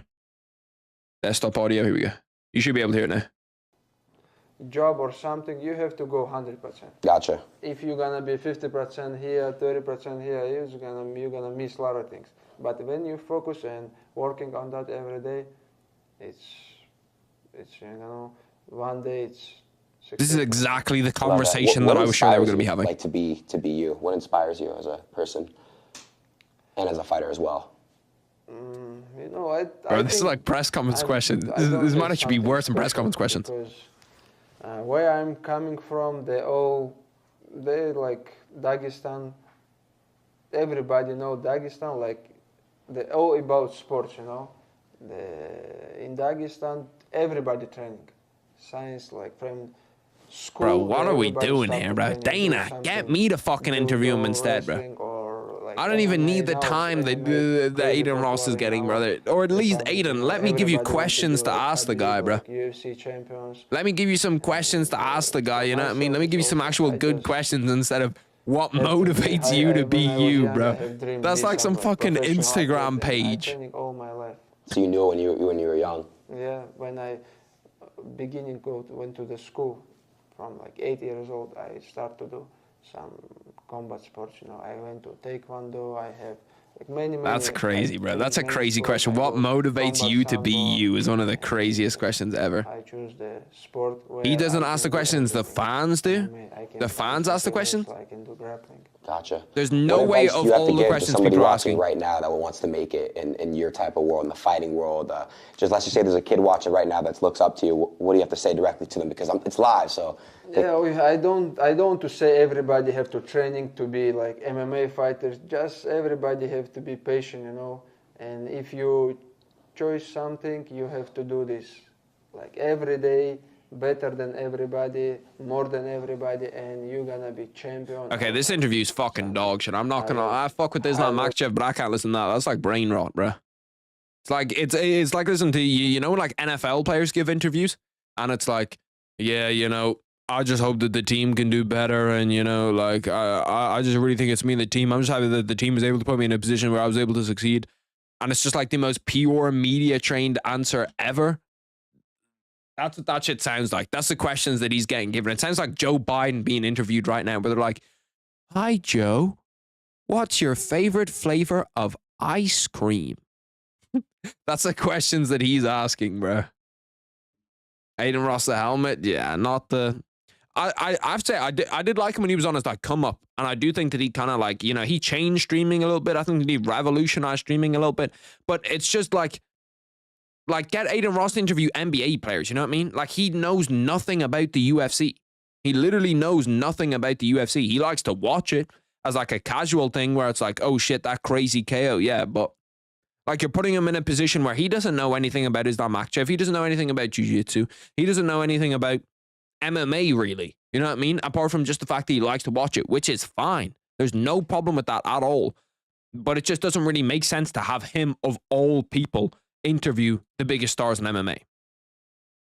And I can't imagine that like the people that are watching this are like actually gonna buy pay-per-views. You know what I mean? Like the average age of Aiden Ross's audience is like 20, not even 20. It's probably like 16, 15.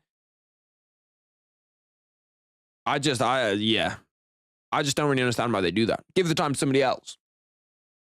If you interview a fighter, will you tell them about me? If I interview a fighter, it's going to be live. So shit, if you're in the chat, shit, he'll probably see it himself. What the fuck is Abraham Lincoln with a buzz cut saying? No, that's crazy.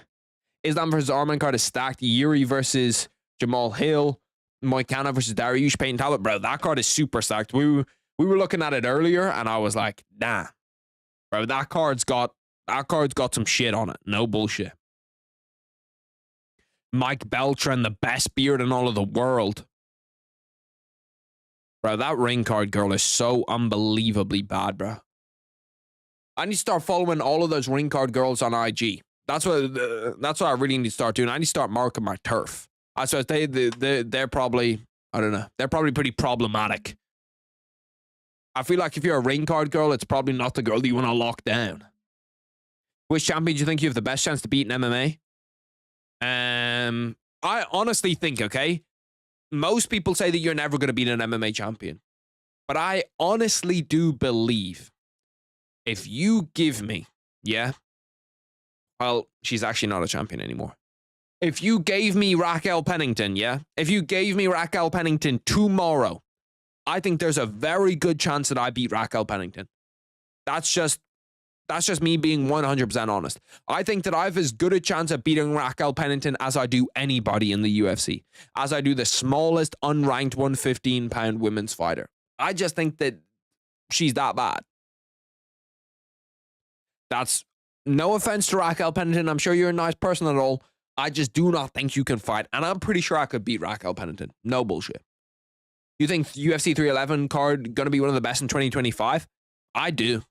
I just think, like, in terms of, like, names, it's good. It all just depends on fights. That's the big thing. Like, 306 was one of the best cards, not because of the top 3 fights on the card or the top 2 fights on the card, but because every single prelim, was incredible. Oh, damn, these guys are fucking swinging, bro. These guys are swinging. They're actually throwing, like, bombs back and forth. I didn't even think you'd consider the women's MMA champions. Oh, yeah, that's immediately the first person that I'll go to. If we're talking about males, I'll just get cooked by all of them. Like, all of them just absolutely cook me. It's not even close. Probably round 1. I'd just be, like, fighting for my life. Like, there's black belts at the gym that I'm at, and anytime, even the brown belts that I roll with, like, they're not even really trying, and I just get cooked. Bear in mind, they are pretty big, a lot of them. But, like, I'm just getting barbecued by these guys, and they're really not even trying all that hard. I can definitely beat the one Rose fought on the most boring fight of all time. Oh, Carla Esparza, the cookie monster. I feel like Carla Esparza is okay as a UFC fighter, though. I feel like Raquel Pennington's just straight up ass. Like, like double, triple cheeked up ass. What do you think of Bashi? Can he be ranked? If so, when? I feel like he can be ranked, but it's like 2.5, 3 years down the line. I could seriously see Bashi going on like a bit of a win streak from there. I could honestly see him going on like a pretty fat win streak from there. I liked him a lot in that fight. I like C-Rod more just because, like, those of you who have been watching the channel for a while will know that I'm a big fan of Christian Rodriguez. I like Isaac Dolgarian too, but I'm a big fan of Christian Rodriguez. And I think that, like, it's just a difficult matchup. Just a super difficult matchup. Like, you're giving a prospect a matchup against a guy who's 5-1 in his last 6. Where the Ravens are fucking eating right now. They are eating. I just had a pebble inside of my skin. What the fuck? Do you still believe in Cameron Simon? Cameron Simon's a weird one. I feel like he's like, I don't know. I feel like Cameron Simon could be good, but he needs to put on a little bit more weight. You know what I mean? I want to see Cameron Simon get that little bit bigger. Ooh, big shot by Abdul. Ooh, this is actually not a great spot from Cesar Almeida. To be fair, seeing Cesar Almeida's grappling here will be interesting because we all know that he comes from heavy kickboxing background. So seeing his grappling here, and he immediately is getting fucked up on the ground. Holy shit. He literally had half guard for a second and just decided that he was not going to take it.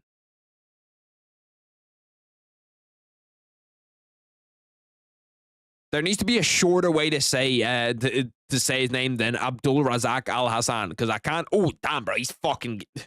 Oh, Jelton Almeida put him out. Jelton Almeida put him out. One punch KO round one. Holy fuck. Holy fuck. Round one sent him to sleep. He's still asleep. Bro.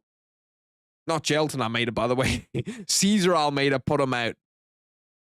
Cesar Almeida put him out. One punch. Holy fuck.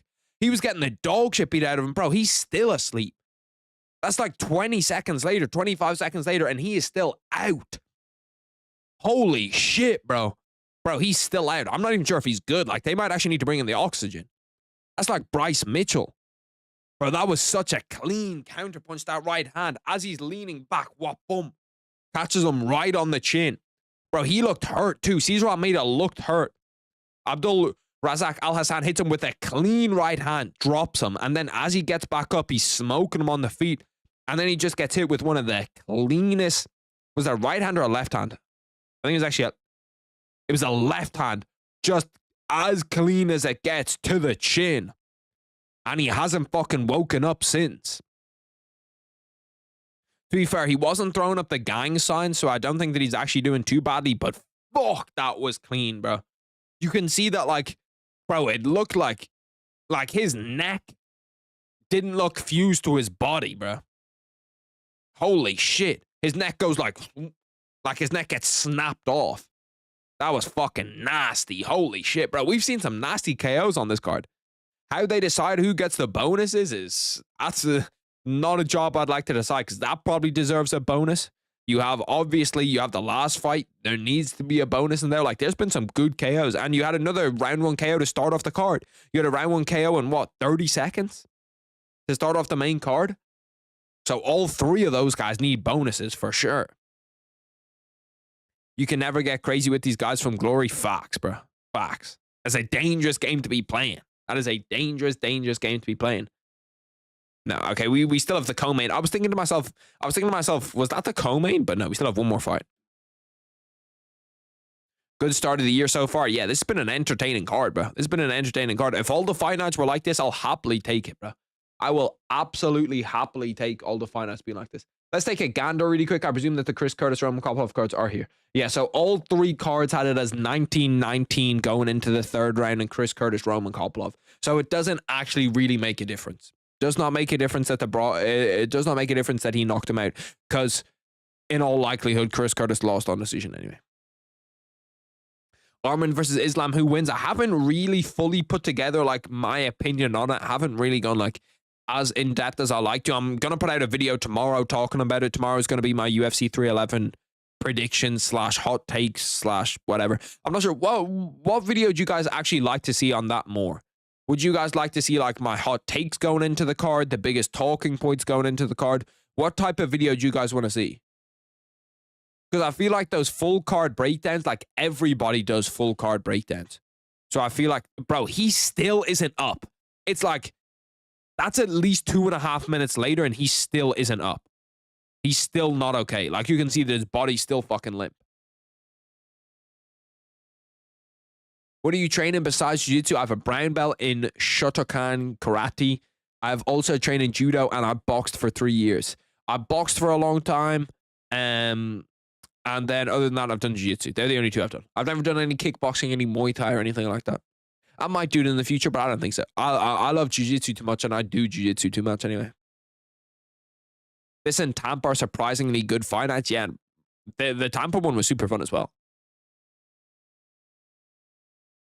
I've nothing against Islam. Dude is hilarious and it's fun to watch, but I want to see Arman win. Full card breakdown. Really, do you guys like to watch full card breakdowns? I feel like everybody does full card breakdowns. What belt are you in jiu-jitsu? I'm still a white belt. Still a white belt. Getting close to the blue belter. If I get gold at competition, I might get my blue belt. I have a competition in March. If I get gold in that, I might be able to get my blue belt. Maybe not though, because my big thing is I don't train enough in the gi, bro. Like, I don't train enough in the gi to be to like really earn my blue belt. You know what I mean? Like, I train in the gi once, maybe twice a week, twice at most in a week. Most of the time it's once a week in the gi. and then I'll do like 6 times no gi. Like, I love no gi. I just don't like the gi that much. These Glory guys carry heavy power. Yeah, bro. Like, that's fucking crazy. What he just hit him with was disgusting. Like, he's still not okay 3 minutes later. Bro, literally, like, you can see his fucking neck disconnect from his shoulders. Like, I'd be surprised if that guy's okay for the next few months. Okay, Islam versus Arman. Who do I want to win? Who do I want to win Islam versus Arman? It's a good question.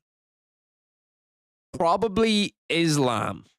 Just because I want to see that double champ shot. I want to see the double champ shot for Islam against Arman Tsarukyan. Or for Islam against Shavkat Rakhmonov. But if Islam doesn't win, like, I really don't mind, to be honest. It's one of those fights where, like, I'm super 50-50 on. Like, if Arman Tsarukyan wins that fight, perfect. I'm perfectly happy with that. I'm more just hoping that it's an exciting, good fight. You know what I mean? Because I really don't think that whoever's the champion, I don't think we can have a bad champion out of those two. Like, you'll hear me say, I want Umar to win that fight more than anything. Like, I'm going to be rooting so hard for Umar in that fight against Marabalashvili. I need him to win that fight. But I don't really mind who wins that. I don't really mind who wins that Islam Arman fight. Keeping it 100 with you boys, I don't really mind who wins that fight. My nose is blocked. Give me 1 second. I need to blow it. I like feel it being blocked.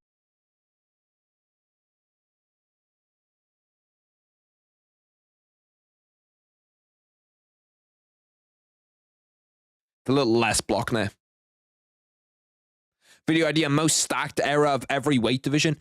I think I've definitely done a video similar to that before. I'm not sure if I've done that exact video, but I've done a video talking about the most stacked weight classes of all time. If Islam is double champ, is he in the conversation for top 5? Yeah, I think he definitely is. If you think about it, who would he be kicking out? It would be Volkanovski, who he's already beat twice. And then I think the rest of the guys he doesn't kick out. Like, it's so hard to break it into that top 5. Not too difficult. Like, it is very, very, very difficult, don't get me wrong. But in terms of, like, the level between top 5 and top 4 is so different.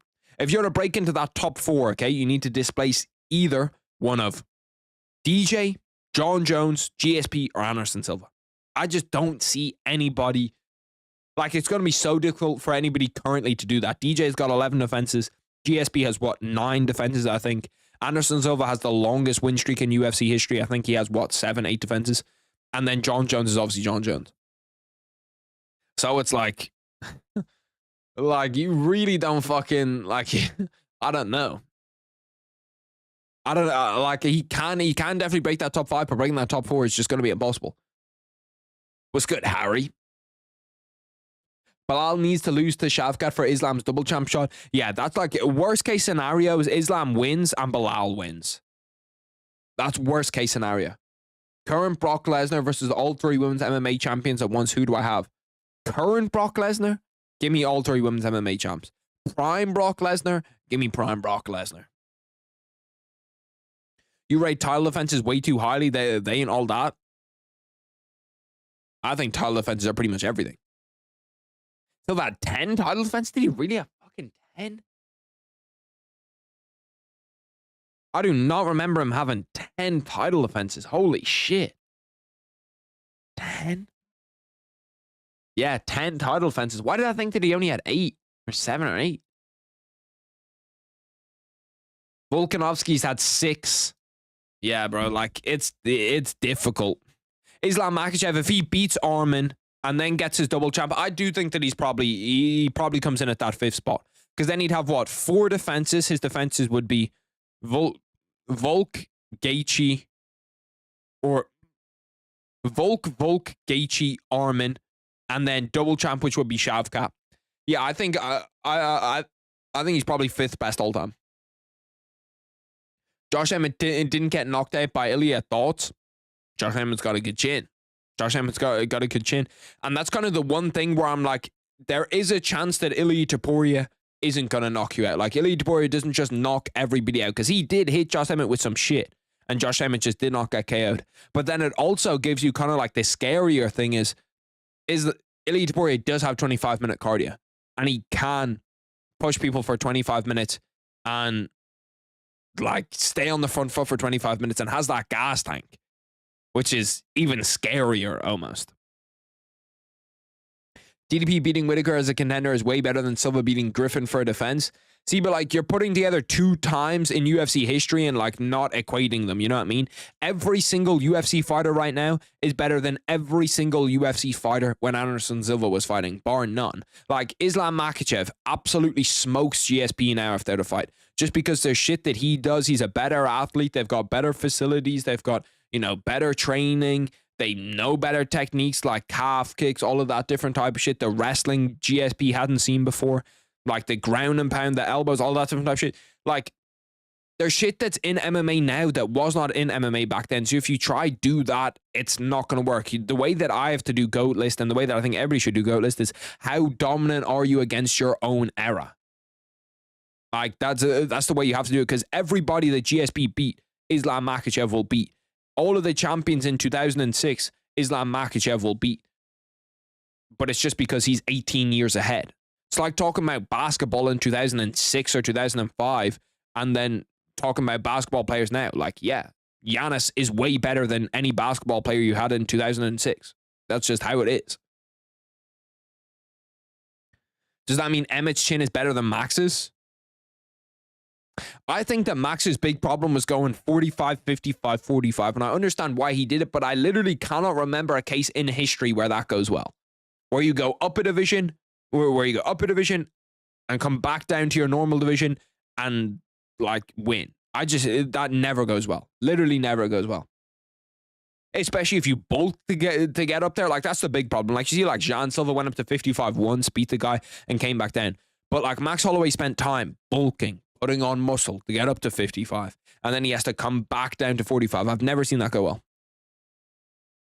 You don't know how good Tim Duncan was? Yeah, he was good. But if you get Tim Duncan to go up against Giannis right now, like, Giannis is a better basketball player than what Tim Duncan was. Wemby is a better basketball player than all the prospects that you have back then.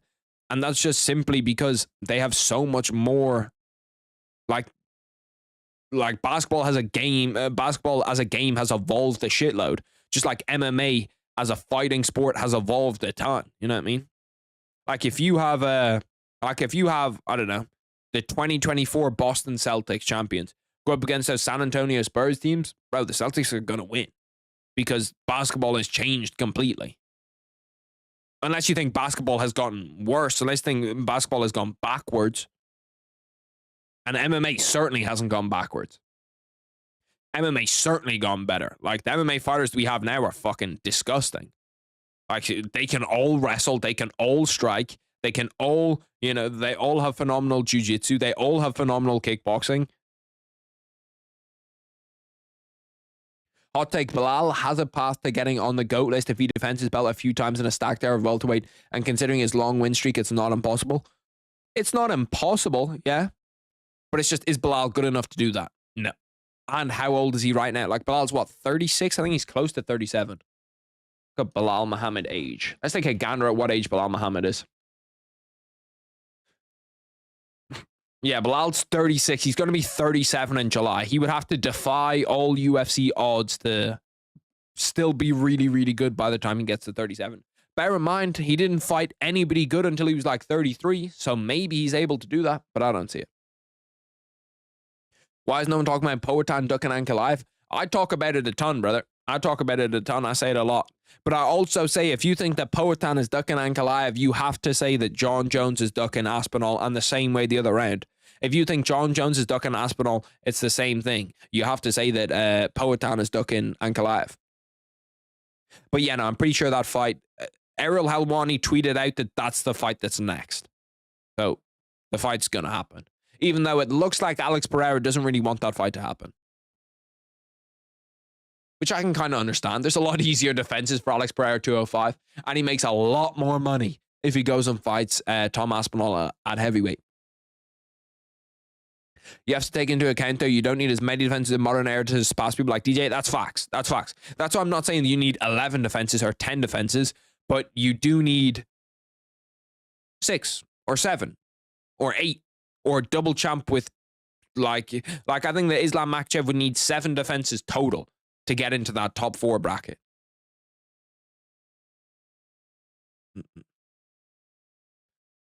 Poor Abdullah, it was an early stoppage. An early stoppage. Holy fuck, brother. That guy still hasn't woken up. We're like 15, 20 minutes later. I love the way that they're hitting us with all the adverts now as well, just because they're behind in time. Like, how many fucking ad breaks have we gone to in the last 2 minutes? Like, I hate the way that the UFC does this. This is why I want the UFC to be on Netflix.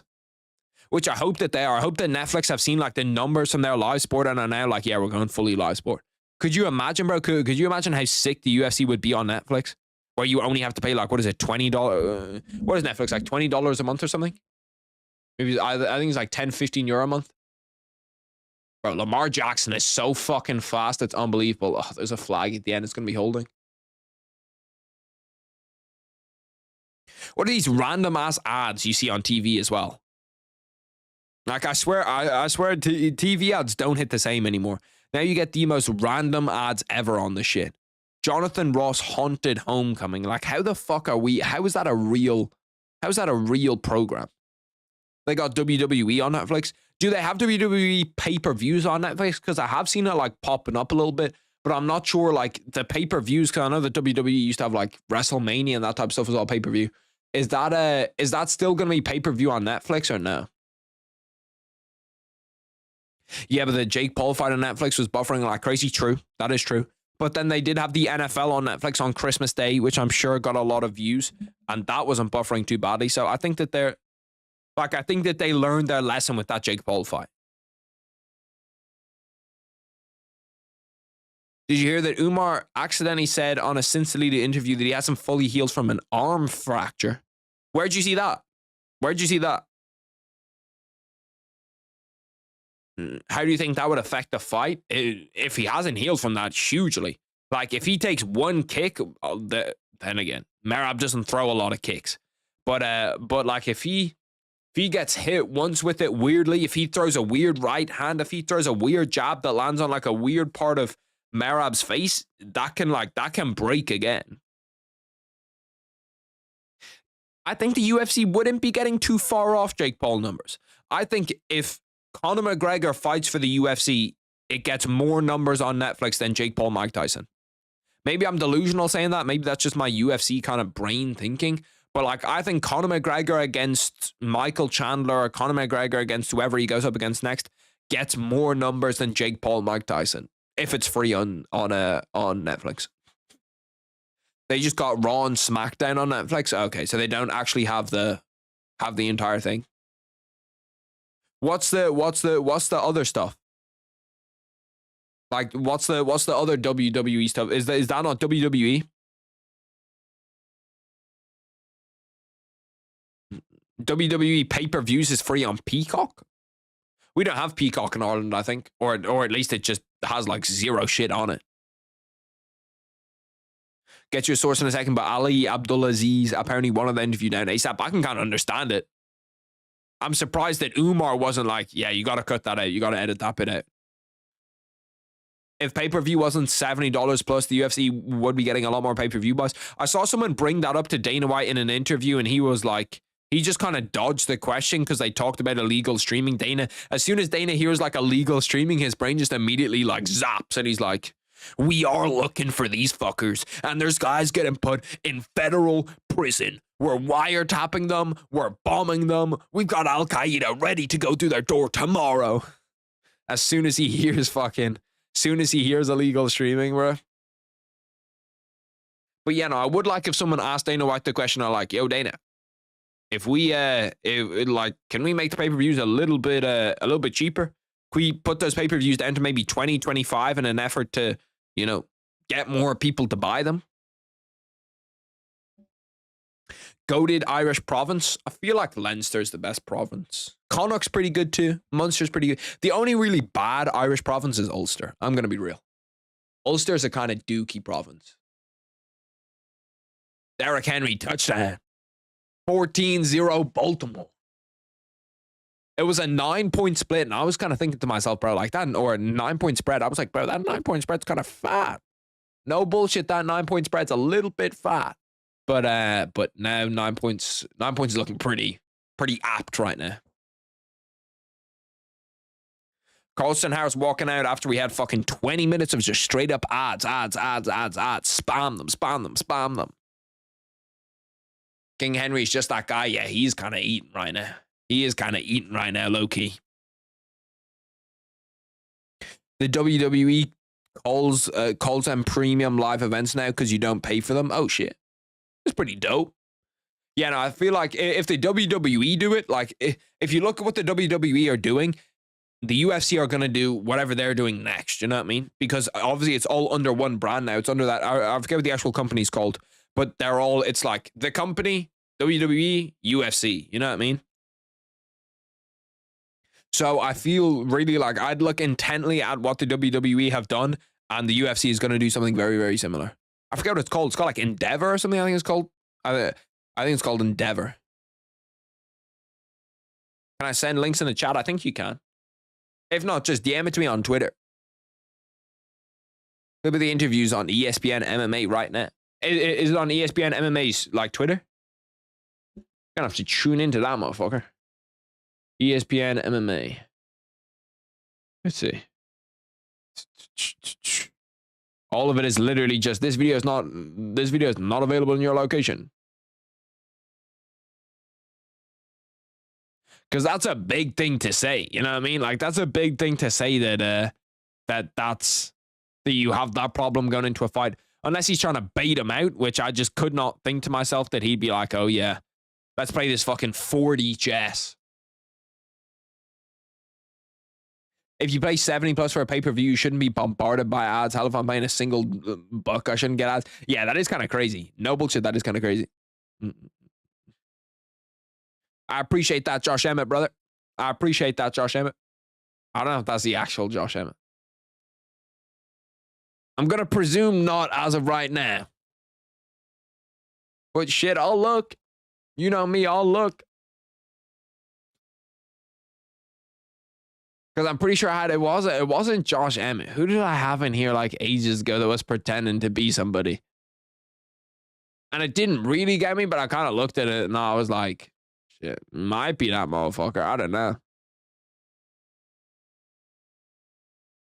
Josh Emmett does not have a YouTube channel. I knew as soon as I saw that shit, I was like, I knew that shit.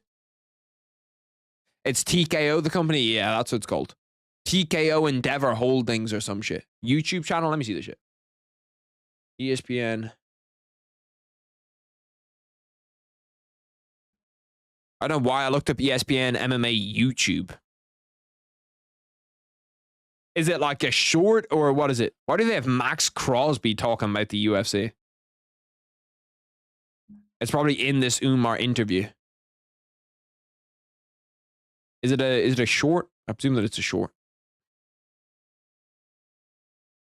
I don't know. Send me the link on Twitter. Emmett does have a YouTube channel, does he? What is it called? Josh Emmett? See, I don't see it. Usually when you look up Josh Emmett, like the channel will pop up right away. Or maybe this is him. Oh yeah, it is. Josh Emmett UFC. He needs to start uploading again. He hasn't uploaded in 3 months. That was pretty close to Josh Emmett MMA, though.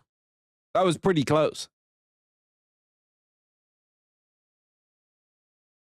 Bro, this shit low-key looks fire, bro. Chasing massive... Bro, Josh Emmett's got to get back to uploading, bro. Damn, he had 68K. That's a big dog. Joe Rogan on Josh Emmett's KO over Bryce Mitchell. Josh Emmett swings that up on his own channel. Damn, his shoe was popping for a little second, bro. He had 58K, 68K, 39K. And then he stopped doing it. Why'd he stop doing it, bro? I love people who do their YouTube channel. I love people who do their training footage and shit on YouTube channel. Because it means when I look for videos, bro, to like put in my own videos of people training, I can just go to their channel.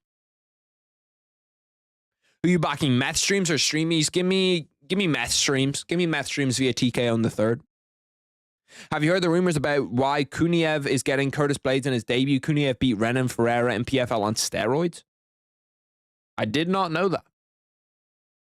I didn't even know he was getting Curtis Blades in his debut. Maybe I saw that, actually. Maybe I saw that, and I looked into him, and I was, like, looking at what he'd done. Did that fight get announced ages ago? Yeah. Rizvan Kuniev. I remember that people were pissed off when that fight got announced. But heavyweight needs anybody, bro. Heavyweight literally needs any prodigy ever. This fight has officially begun. It only took them fucking 30 minutes, bro.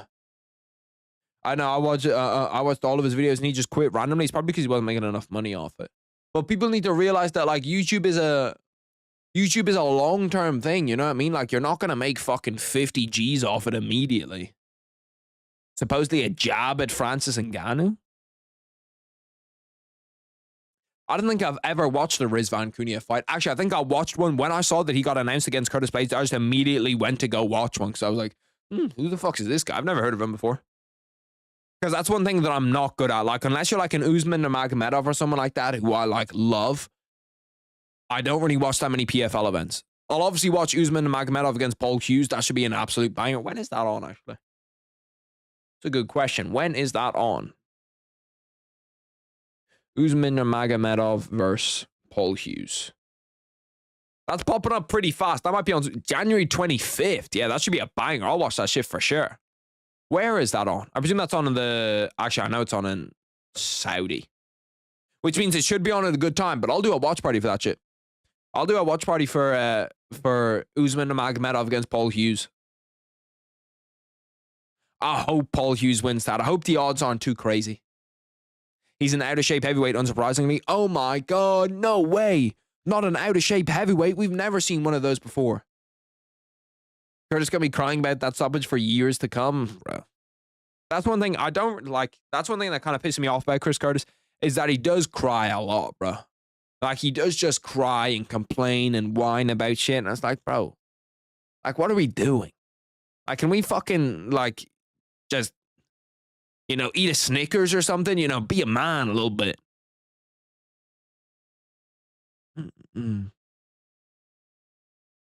Oh, George Pickens, big play. I think it's gone back. There's a flag. Cyril Gane against Curtis Blades will be pretty fun. Will be pretty fun. I wonder what they're going to do with Volkov, because Dana White, I saw that clip the other day of Dana White being like, yeah, no, they fucked you. When they were talking about the decision for that Cyril Gane Alexander Volkov fight. So clearly he thinks that Volkov won that fight, which might influence him to be like, yeah, no, have Volkov fight, I don't know, in a title eliminator, have Volkov be Tom Aspinall's first defense, something like that. I was kind of thinking about it instead of Cyril Gane, but it would be weird to have someone coming off a loss going into a title fight.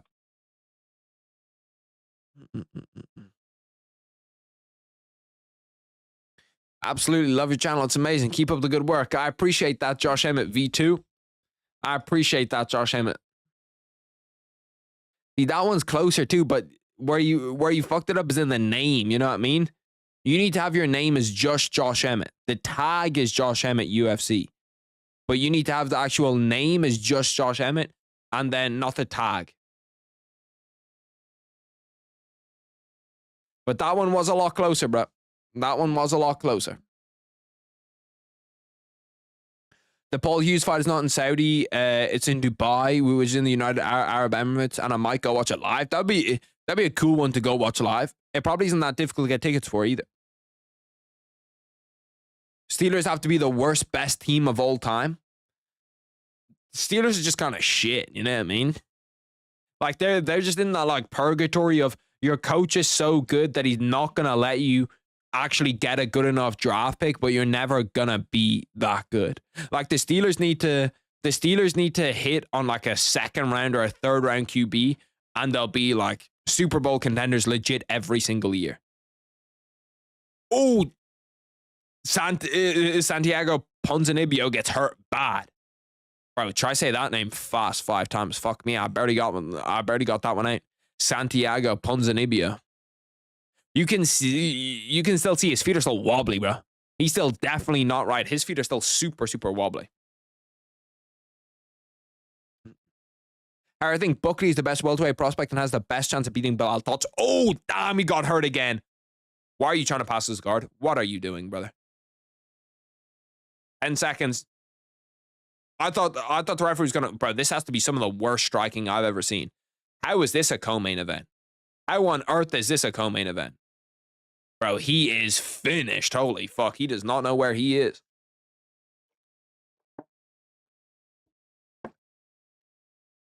He's barely making it over to the corner. Can the referee call it in the corner? Like if a fighter's walking over to the corner and they like aren't like super wobbly legs and they like slip and fall over or something, can the referee call it in the corner? Buckley's also the most marketable welterweight. I feel like Shavkat's super marketable. I feel like Ian Gowry's also very, very marketable. Maybe marketable as a heel instead of like as the hero, but he's definitely super marketable. Shavkat is too, because Shavkat just has that finishing ability. And then JDM too. JDM is sneaky marketable. Like they're always gonna want Australian champions just because they love to go over to Australia. That was a fucking nasty right hand. The striking after it might be some of the worst I've ever seen, though. Like, Jesus.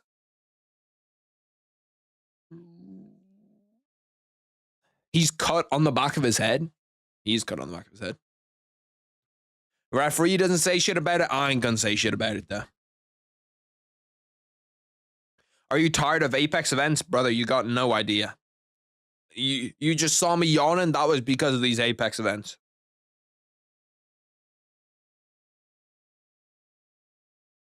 I'm not only tired, I'm absolutely sick of these Apex events, bro.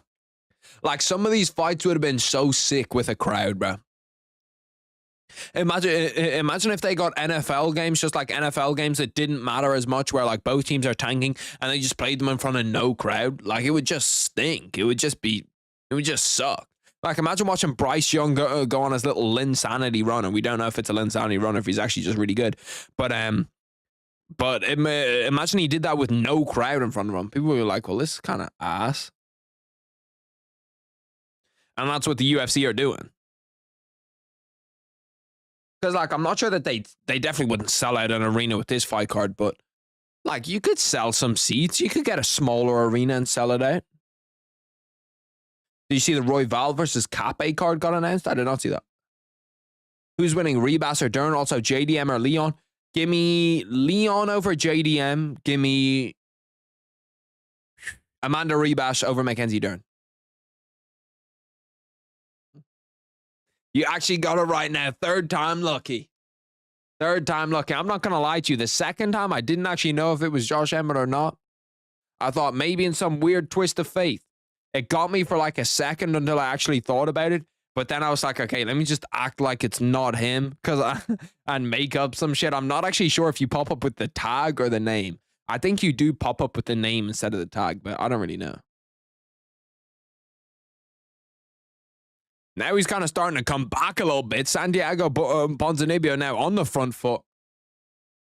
What do you think about Lopez versus Rodriguez being announced for UFC Mexico? I'm pretty sure that isn't like fully announced. I think that's just kind of rumored, because I saw Ariel Helwani say that there's still other events being, or that there's other main events being discussed for it, and that's not guaranteed. That's not locked in. But if it is locked in, shit, yeah, it's gonna be a fun fight. The only problem is Yair Rodriguez is just gonna get like ankle locked or heel hooked or something like that. Like he's like there's just no way he actually is able to he's able to keep it with Diego Lopez on the ground, because Diego Lopez nearly choked out Brian Ortega. Like, he was gunning to try choke out Brian Ortega, and Brian Ortega smoked Yair Rodriguez on the ground. Like, he just passed his guard, was able to fucking do anything he wanted to him as soon as it hit the floor. How is Santiago Ponzinibbio still awake, bro?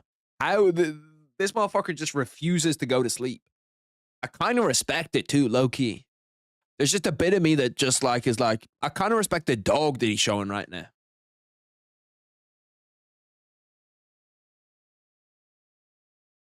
They're both like, this is like the least technical fight I've ever seen in my entire life, bro. I miss Prime Ponzinibbio, really underrated. Women's MMA ass striking, that's dead ass how I describe it, bro. That's dead ass how I describe it.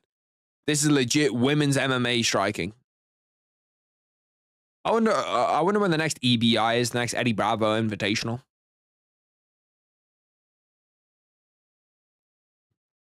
1 minute 18 left inside round 2. You got both these guys just swinging, bro. Both these guys just swinging. Like, Carlson Harris has pure, just unfiltered power. You know what I mean? Where he has literally zero technique. Like, technically, the guy looks like absolute shit. But, listen, he has the power, evidently, because anytime he hits Santiago, he just gets like the wobbly leg immediately. He just turns into that Michelin man. Steve Erceg is fighting Asuel Maibiev on the Royval versus Cape card. That's a tough one to call. That's a good fight too, bro. It's a really, really good fight too. Asuel Maibiev against Steve Erceg. Give me Asuel Maibiev. I feel bad for Steve Erceg because I do actually like him a lot, but I think that Asuel Maibiev takes out. Bet it on Black and Better. Go triple my salary. I really hope the main event is at least decent. I can't see it being decent, brother. I'm not going to lie to you. I'm just hoping that there's a finish in it. I'm just hoping there's a finish in it and there's a finish fast in it. Like, I think that there's 2 things that we need to ban, okay? Going into 2025, or now that we're in 2025, we need to ban women's MMA main events. They need to go. They need to never, ever, ever, ever, ever be seen again. And then the other thing is heavyweight. Heavyweight main events need to go. Flyweight main events are always pretty good. Like, if you remember the last few flyweight main events, we had Royval, we had Kai Kara France, we had Brandon Moreno. Like, those have all been good main events. There was obviously there was the Royval Tatsuro Taira, and then the Brandon Moreno against, who did he fight? Who did Brandon Moreno fight? He fought Amir Albazi. Beat the dog shit out of him. It's kind of a dog fight. Yeah. It is a dog fight.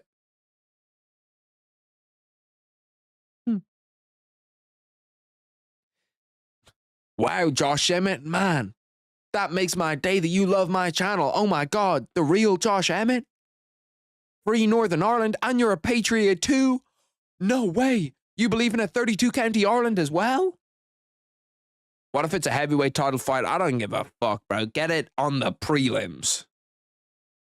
What a beast heavyweight do you think has the most potential in another class? Chris Barnett. Chris Barnett is a 135-pound champion, bro.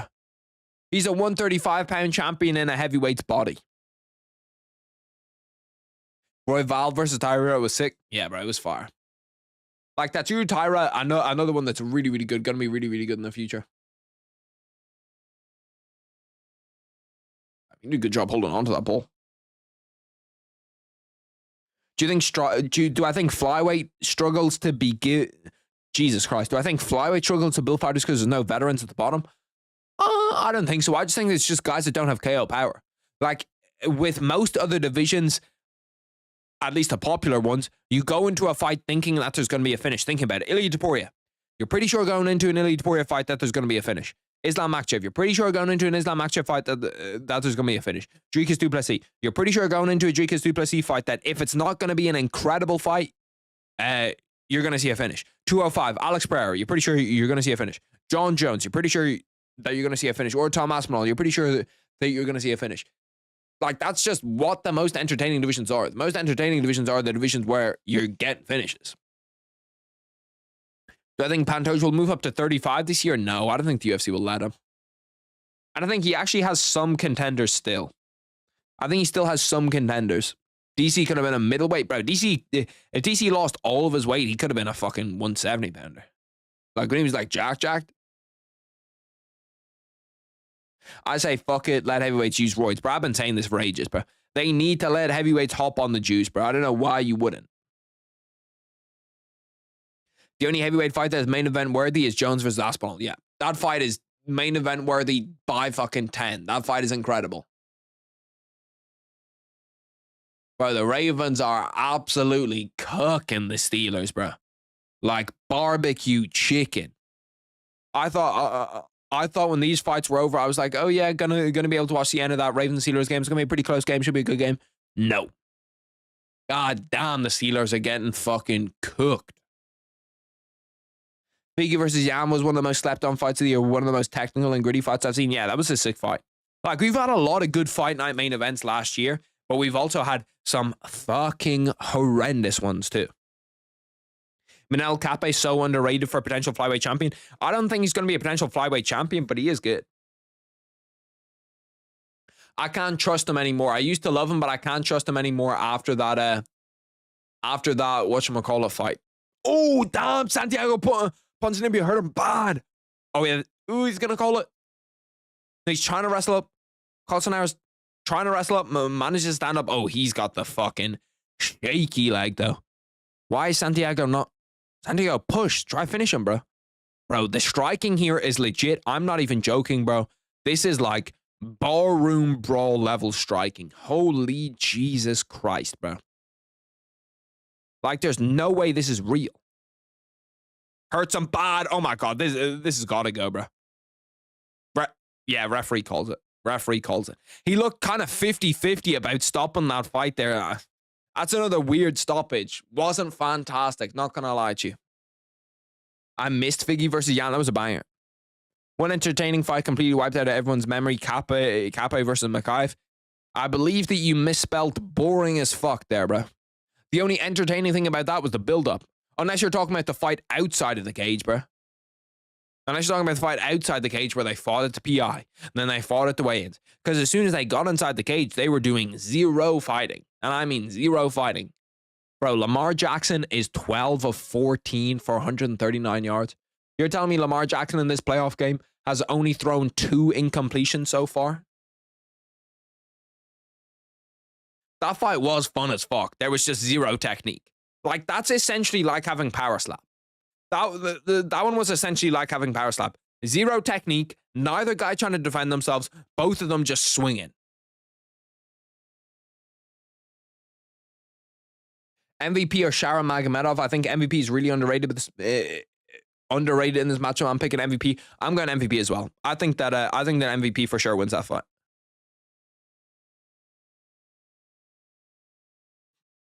Lamar Jackson looking end zone, 6 seconds. Oh, he's got to get rid of it. Touchdown. Touchdown.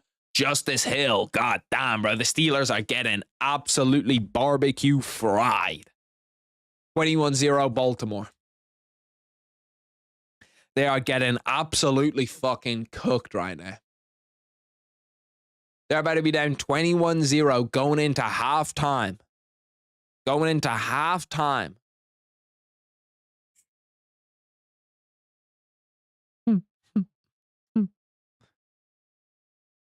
That kind of scared me when I saw my own name typing there. I was like, bro, did someone fucking hack me? He done well to come back from that. Good card. Yeah, bro. The card so far has been good. And it's why I think that we are due, okay? We are due for an all-time main event Hall of Fame. Holy dog shit stinker. Like, I mean, the stinker of all stinkers, bro. For a main event, just because of how good the rest of the card has been. Like, the rest of the card has been good. The rest of the card has been pretty fun. Do you think there will be a point within the next 10 years where there won't be a single Dagestani champion, or will there always be one? I think that there won't be one. I think for sure we'll get a point in the next 10 years when there won't be one. Like, Umar could be a champion for a little bit, and Usman's probably going to be a champion for a bit, but there's got to be a moment, bro. Like, there's got to be a moment. Which is crazy how dominant the Dagestanis are. For such like a small region, for a region that's like 3 million people or so, 3-4 million people, it is like, it's kind of crazy. Tips for a Brazilian Jiu-Jitsu white belts. I am a white belt. What tip would I give you? Probably the best tip is roll with good people. I always think that, like, you roll with good people, your defense just ends up getting good. Actually, the biggest tip is just ask questions. Anytime that I get fucked up by someone at the end of a round, or like someone's passing my guard super easy, I'll just be like, yo, how you doing that? And then they'll tell me, and then I'll be like, yo, how'd you stop that? And then they'll tell me, and then I'm like, oh shit, appreciate it. And then just try apply that. I'd also try to get good at a guard. Guard that I'm trying to get good at right now is K-guard. This is about to be so bad to watch, bro. It could be Hall of Fame stinker. Could be Hall of Fame stinker. Olives versus Ilya. Who you got first fight of the lightweight division? Give me Charles Oliveira. That's a pure emotion pick. That's pure heart. Did I do good? Bro, it's pretty good. It's a pretty good replica of the Harry 101 channel. Terrence McKinney talking about, man, this main card is delivered. He is not capping. We need this last fight to happen ASAP, though. They're about to run over. Giving both of these guys fucking post-fight interviews, letting them yap for a bit. Don't need to do that. Don't need to do that at all. I'm gonna watch the main event, and it better be Max Holloway versus Justin Gaethje type of fight. Yeah, brother, you've got better chance of seeing James Charles with a body. Actually, James Charles with a body is probably pretty likely because he's actually gay. I feel like the gay people are around the bodies; they're just not getting with the bodies. Should have said you got better chance of James Charles being straight. Missed like the whole watch party. Didn't realize it was on this early. What do you mean this early, brother? There's one fight left in the card. It's good to see you two, game though. It's good to see you, brother. I hope you had a good Christmas, good New Year. I'll only watch the main event if they fought topless. Brother, do you know how fucking locked in I'd be, bro? Do you know how locked in I'd be? I'd be laser focused like a kid on Adderall, bro, if they fought topless. And you know what? I'm going to say let's do it the entire way. She's going to fight topless. There's what you do to the top, you must do to the bottom. That's just physics, yeah? What happens to one has to happen to both. So I think that, you know, let's even it up too. You think if Shara versus MVP is close, they'll give it to Shara? Probably. If it's in Dubai, yes. If it's not in Dubai, probably not. I think that fight's not going to be close. I think that MVP's going to smoke him. Who's the most entertaining fighter? Who's the most entertaining fighter in the UFC right now? Probably. I feel like it's probably Max Holloway. Like, Max Holloway just never has bad fights. Just never in his entire UFC career has he had a bad fight. If that were the case, women's MMA wouldn't be boring. Facts, brother. Facts. Have I ever been in Cork? I have been to Cork multiple times. Double-digit times in my life. I have cousins that live in Cork, so I've been there pretty often. If first couple of minutes are boring from the main event, I'm just going to go to bed. Honestly, bro, not a bad idea. Not a terrible idea. I hate that I feel like these women's MMA main events just should not be 5 rounds. Or at least make the rounds shorter, you know what I mean? Have them do 5 3-minute rounds or 5 4-minute rounds instead like they do in boxing. Because low-key, those women's boxing fights are fucking scraps, bro. When they 10-minute rounds but they're 2-minute rounds. Like, I remember I was watching the Katie Taylor one on Netflix, bro. They were scrapping, bro. That was one of the best fights I've ever seen in boxing. Just because it's only 2 minutes, so they just go back and forth, back and forth, back and forth, back and forth. This is the type of one where I feel like you have to bet triple threat. You have to whack a bet on to keep this one interesting. If that were the case, women's MMA wouldn't be boring. Yeah, it's facts. Whip it out or I delete your account. I'd like to see you try, brother. I'd like to see you try. Christmas was good, just hectic, bro. Christmas is always so fucking hectic for me. There's always shit going on. Mine was good.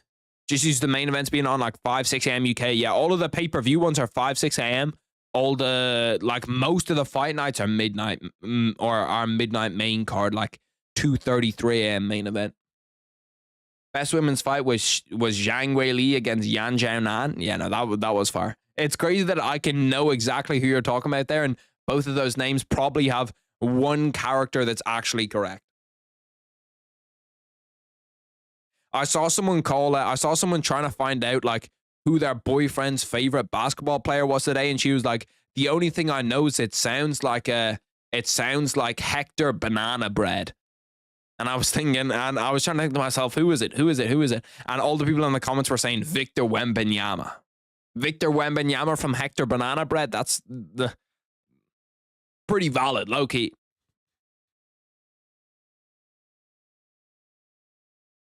Bro, enough of the fucking promos because we know that they're not going to be fighting like this as soon as I get inside the cage.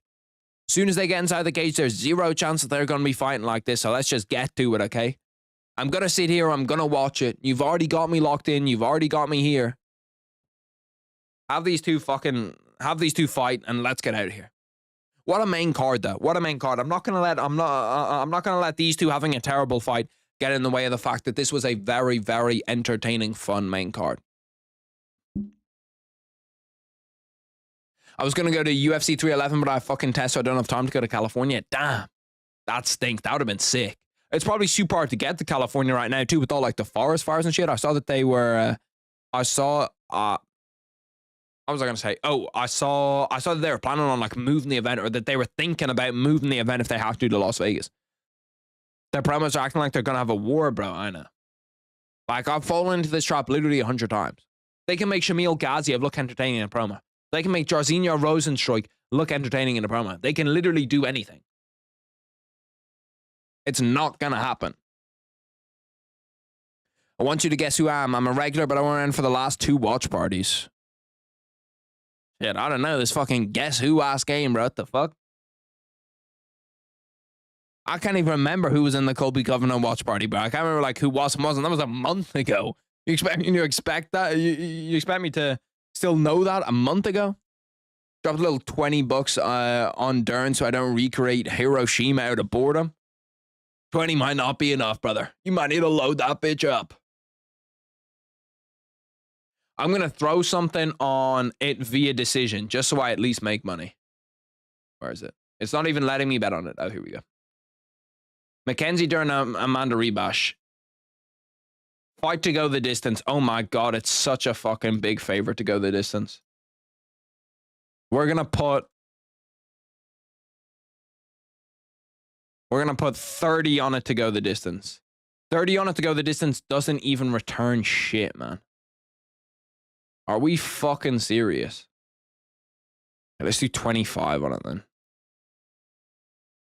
Bro, anytime that it pops up what I need to deposit, it always makes you think of those those darts. Those darts announcers.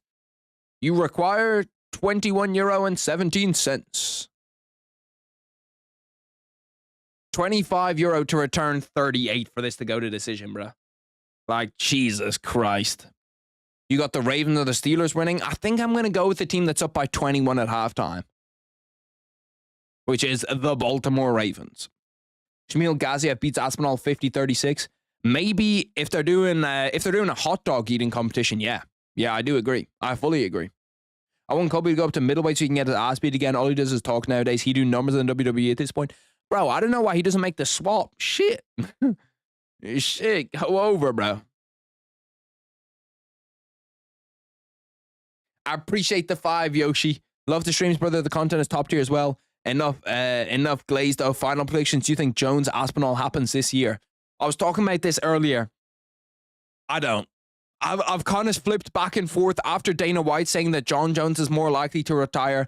I think that John Jones will absolutely go out there I think John Jones will absolutely retire. I think he'll retire. I'll give it 20% chance right now. I'll give it 20% chance right now that John Jones actually fights Tom Aspinall. And if he was to fight Tom Aspinall, it needs to be soon. Because if you think about it, John Jones is only getting older and older and older. Tom Aspinall's only getting better and better and better. So the worst thing John Jones could do would be like, I'm going to take 6, 7, 8 months and then I'm going to go fight him. Because John Jones has looked old in every performance. Like, he looked good against Stipe Miocic, but I'm not sure he looked good enough to beat Tom Aspinall. I'm freaky. Well, P. Diddy, but P. Diddy was in here today. P. Diddy's the biggest freak in this shit.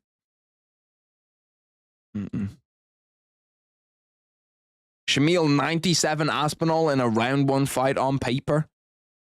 On paper, as in like if you're drawing it correctly. Even maybe on Anthony Smith's paper. The last couple fight nights have been cooking. This one was fire. Tampa was crazy. Yeah, they have been. They have been good. But, oh my God, did this bet not even go on? No, it did go on. How do I still have 25 in my account? No. Okay, I don't. It was a little glitch in the matrix. 310, 309 were asked where it was mid. I'm pretty sure 310 was decent. 310 was that John Jones card. That was pretty fun.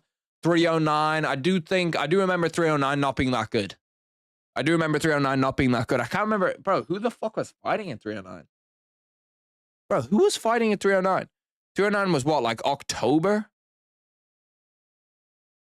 And then 308 was Dricus Izzy, right? Dricus Izzy was pretty fun. What's next for Roman Kopylov? I feel like Roman Kopylov gets like I feel like a Michel Pereira matchup is perfect for him. I feel like him against Michel Pereira is just like destined to happen. 310 was Pantoja. Was 310? That 310 event was good. That Pantoja event was good. And then like the John Jones event was the only one that I can say, yeah, the John Jones event apart from John Jones was not that good. But you also had Charles Oliveira and Michael Chandler. That was a really, really good fight. But it was kind of top loaded. Apart from those fights, it wasn't that great. 308 was good, though. 310 was good. Oh, 308 was Topuria. That Topuria fight was sick. And it was on at a good time as well. God, I've never wanted a fight to end so badly in my entire life. What do I think of Lopez Rodriguez? I think that if it is to happen, which is not confirmed, I think that Diego Lopez just smokes him. I think that Diego Lopez just takes him down and chokes him out or breaks his leg or breaks his arm. Like there's really nothing, unless Yair Rodriguez has improved his grappling game immensely in like the last year or year and a bit since he fought Brian Ortega. I can't see him winning that fight. Dricus Izzy was 305? Damn. Was it actually? Then 306 was Islam. 307 was who? Nah, Dricus must have been 307. That must have been 307. I gotta look this shit up, bro. This is what I mean. Like, all of the UFC events just legit come together in my mind, bro. Like, they all, like, meld together. Yeah, no, 305 was Dricus Izzy. What's 307? Oh, 307 was Alex Pereira Khalil. Yeah. 305 was good as fuck. 305 was good as fuck. Shamil versus Anthony Smith is a brawl on the promos. Oh, yeah, that promo would be different. That promo would be different. 306 was decent until the co-main. Yeah, bro. Co-main and main event were not good for 306. But the rest of the card was fire, bro. Like, the rest of the card was top-tier elite. It had one of the greatest fights ever in my eyes. Like, stakes weren't high, but it was a really, really good fight. Bro, it's 2:39. Can we cut the intros for these two and just have them fucking go to decision already? Like, can I just take a pill that transports me into the future where I've seen these guys go to decision? Because I am, like, so unbelievably sure that there will not be a finish here. What fight on this card should have been the main event, in your opinion? You could have literally put any of them, to be honest. Like, you could have really put any of them. I think that the main event, like, if you have a main event, okay, that isn't for a title, or at least every single fight night main event, every single fight night main event should be guaranteed a finish, or like super, super likely to have a finish. So if we go to the event today, okay, let me go through them all. Let me go through them all really quick. Likely to have a finish, put that as the main event. So, okay, we'll just go would have rathered as the main event. Would have rathered. Would have rathered that. Would have rathered that. Would have rathered that. Would have rathered that. That one I would not. But it was likely to have a KO. And then on the prelims, no, there's not really any. But there's like 4 fights on this card that I would have rather seen. Definitely. 4 fights on this card at least. Joshua Van versus Chairez was good too. The Rebecca fight was on 308 as well. Yeah, that was a banger. That was a banger. A little upset too as well. Dan Russell Wilson is 7 of 9 for 44 yards too. So there 4 incompletions in a single half is crazy. I can't lie. Wow, look at them going back and forth. This is so high. This is so intense. This is so crazy. Mackenzie's Dern actually did hit her with a nice little 1-2-1 right there. I'll give credit where it's due. I'll give credits where it's due. But not even Mackenzie's Dern ass can save this main event, and that's saying a lot, brother. That's saying a lot. I'm not sure if I'm going to last all 25 here. I'm not sure if I'm going to last all 25. Any main event where I last less long watching the event than I do inside is crazy. We can't have that shit. We can't have that shit. Do I like anime? I watched it a tiny bit when I was younger, but I don't really watch it, to be honest. I don't watch that many TV shows. I watch a ton of YouTube. I'm not sure if it's not anime. It is an animated TV show, but it's not anime. South Park, I watch a lot of. I love South Park, man. It's so funny. I think Curtis versus Kopylov would have made more sense. Yeah, definitely should have been a main event. Like, bro, this is the number 6 against the number 8 in strawweight women's. And it's a fucking fight night main event. Like, what the fuck? Like, Roman Kopylov against Chris Curtis makes literally 1,000 times more sense. 1,000 times more sense. I can just sit up here and watch the Ravens game though, and then like look down every once in a while and see this Amanda Ribas Mackenzie Dern fight. I will not be staring intently. Well, actually, there is only one thing on the screen that I'm staring intensely at, and it is kind of jiggling right now. That's the only thing that's keeping this fight alive, is that thing is kind of jiggling right now. But apart from that, there really is nothing. Nice takedown from Mackenzie Dern. If Mackenzie Dern could just submit her, I'd love it, bro. I'd love it. I've essentially paid the €25 bet that I have down. I'm happy to pay that €25 for a finish. I'm absolutely happy to pay that €25 for a finish. Derrick Henry, don't let the big boy get moving. Bro, Derrick Henry's such a freak in nature, like athletically. The fact that he's like 6'4", 260 and can just run like that. He's literally the biggest freak ever.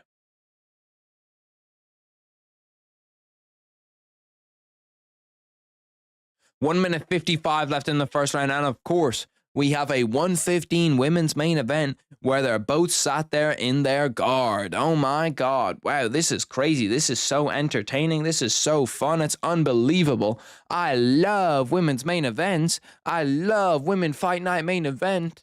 Like, this is why sexism exists, bro. People are like, oh, why is sexism a big thing in society today? It's because of this. This type of shit is why it happens. People are like, oh my God, how did Andrew Tate become so popular? Oh my God, Andrew Tate is such a problem. Women's main events, women's fight night main events are a problem. They're the real problem, yeah? I'm sick of this fucking shit. I'm sick of this shit. The UFC need to figure this shit the fuck out. We're going through the rest of the fight night main events. We need to see what's here, bro. I need to see what's here. I need to take my mind off this. Because even for a women's fight, this has been shit. Bro, this card's actually stacked as fuck. What? Bro, this card is stacked. I can't believe this is a fight night, bro. Bro, this has to be a Saudi fight night or something. There's no way. This has to be like the first time that they're going to Saudi. Izzy against Nasruddin Imavov. Shara Bullet against MVP. Jasmine Yazdavic against Myra Bernasilva. Okay, dud, but it's okay. You need a bathroom break. Saeed Nurmagomedov against Vinicius Oliveira. Banger. Mohamed Naimov, very good. Terrence McKinney, fun fighter. Kind of a weird fight. Shamil Gaziev, Thomas Peterson. You get to laugh at Shamil Gaziev. Jordan Levitt, Abdul Karim Al Swadi. Oh, that's the guy that I was thinking of. It's from Bahrain, I think. But even you have Pavlovich, Jairzinho Rosenstrike, and Ikram Aliskov's on this too, and Faraz CM's on this. Like, how many good prospects are on this? 1, 2. Like, this is a great fight. Then there's a few duds. Then this is a great fight. Then we have UFC 312 after that. So damn. We go this. Then we have a 1 week break. Then we go to February the 1st. And then we have this. It's a good thing though. I'm pretty sure. Yeah. Right now, at least, there's no event on this, whatever on the 1st of March, which would have sucked for me if there was. I'm hoping I can stay up for this main event. I just need to see what the sleep schedule is like, because I'm prioritizing competition above everything. Saudi pays, yeah, for sure. Cure to Insomnia type fight right here, yeah, deadass. It is in Saudi, yeah, I thought so. What do you think of Dana putting UFC UK event on an American time when they won't change the Abu Dhabi cards? It's because Saudi gives them all that fucking bread, bro. He's just dick sucking the Saudis. I think for fight nights they do. I'm not sure for pay-per-views though. This shit better not be a fucking main event. I like Andre Lima a lot, but well, to be fair, it's way better than this main event. I would take an Andre Lima main event every single time over the one we have right now. And this one's kind of stacked too. This one's not bad. Jan Blachowicz, Collar Solberg, like that's a pretty good main event. Mick Park and Marcin Tabor don't love it, but it's not terrible. Molly McCann, Alonzo Manyfield, Sean O'Bannon, Irish Prodigy. That's 22nd of March. I'm going to be so fat by the 22nd of March, bro. You got no idea. I can 100% understand how Paddy Pimblett does shit where he like blows up in weight. As soon as I make weight and I'm done my jiu-jitsu competition, bro, I'm going to eat like shit, bro. We're going to be donuts. We're going to be spice bag. We're going to be takeaway. Shit. Found your old YouTube channel? My old YouTube channel doesn't really exist. Technically, there is one that exists. But that would be like 13 years old, maybe 14 years old. And I think it only has one video on it. I think it was called like Leprechauns Gaming or something like that. And there's like one video of me on like FIFA 10 or something. FIFA 10 or FIFA 11 recording my gameplay. Off like a phone, just looking at my TV. I'm pray I quadruple my salary rate. Let's just take a look at the odds for all the fight nights and the fights next week, because this shit is going, bro. Like, this is... I can almost guarantee you this shit's going 25 minutes. There's not a single doubt in my mind that this shit's going 25 minutes. You know what we might start doing if the main event is ass, bro? We might just start going live for the first fight on the prelims, but before the main card, or the last fight on the prelims, and then just get off before the main event. Because, like, realistically, nobody wants to fucking watch this shit. Like, this is just ass. Like a torture method or something. Do we have, bro, Sergey Pavlovich a big favorite against Jairzinho Rosenstruck, which I kind of understand. Terrence McKinney, big favorite. Shower Bullet, big favorite, bro. I'm going to be betting the absolute shit out of Michael Venom Page. I'm going to be putting the house on Michael Venom Page.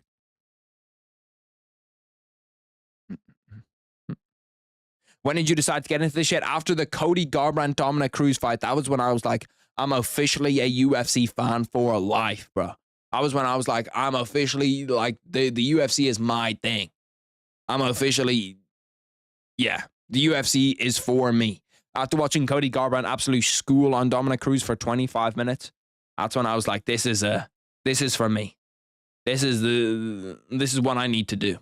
Also, when I look at, does anybody know where you can see those pages where it shows you who's like the odds on favorite to be the champion at the end of 2025? I see a lot of them go up on Twitter. I meant to react to them on for a video. I still might do it, but I'd like to look at them now as well. Take a gander at them. At least it can't be any worse than the shit that's going on right now. I'll tell you that much, brothers. Can't be any worse than the shit that's going on right now. Actually, when I look at Usman and Magomedov too, they have... Do you guys think they have odds for that? Do you guys think that they have odds for... They have Octagon. How do they have KSW and Octagon, but they don't have fucking... But they don't have PFL? I suppose I can just look it up. Usman Nurmagomedov. Because I'd love to see Paul Hughes win this fight, even though I think it's unlikely, just because Usman Nurmagomedov's such a fucking dog. What do they have it as? Yeah, they have Usman Nurmagomedov as a huge favorite. Holy fuck, he's a big damn favorite. That's like a minus 1,000, I think, maybe. I think that's at least close to a minus 1,000. Yeah, they have him at 1.11. Fuck me, bro. Like, Usman Nurmagomedov is essentially just the good thing about who'd the good thing about if Islam Makhachev goes up to 170 is that they'll probably get Usman Nurmagomedov inside the UFC. Usman Nurmagomedov will probably hop inside the UFC. Harry 101, I missed the whole card. Anything important happened? I ain't bothering with this main event. I think it's a good decision from you to not bother with this main event. I can see I can tell you right now that's a fantastic decision on your part. The rest of the card, though, the main card was very fun. The main card on this was very, very fun. What's good, Jimmy? What's good, bro? How are you? Robles de España signed with the GFL. How do you think he'll do? Did he? I thought he was with Karate Combat. The key to sleeping early is watching a women's Apex fight night main event. That dead ass is the number one key to sleeping. Anytime I'm like struggling to get to sleep now, I'm whacking this shit on. I'm throwing this shit on immediately. Why so freaky? Why so freaky? Let's see what people are talking about in the Discord. This is actually technically one of my old channels. I didn't run this, but it is technically one of my old channels. This is me in my old room. I'm not even sure if I made YouTube videos in this room. I don't think I did. I think I only streamed on Twitch in this room. So a lot of you boys will not have seen this room. Why did it pull up in Firefox? Yeah, no, a lot of the boys will not have seen this room. I'll just copy it. Copy link. Where's copy link? Here we go. I'll pull it up. I'll pull it up. I'll pull it up. How did you even find this?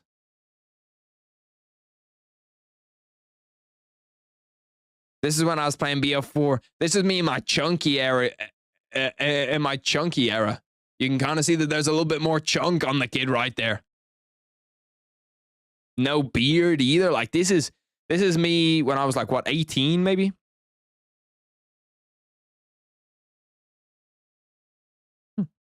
Smashing my controller because I'm annoyed at BO4 now. That's crazy. 5 views, 6 views, no views, 3 views, 1 views, 4 views, 9 views, 19 views, 7 views, 2 subscribers, 10 videos.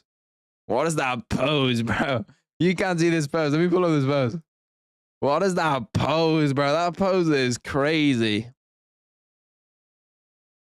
Me trying to do an angry face. Let's get rid of that one immediately. Let's get rid of that one immediately. Look at the views. It's like 4. The views are going up. We might make it. We might make it. I'm not even subscribed to that channel. How? What happened to your eye? John Jones' eye poked you too. He caught me. He saw me walking down the street. He said, "You think I'm going to retire, bitch?" Fucking jab me right in the eye. Got me like a cobra. You know what I mean?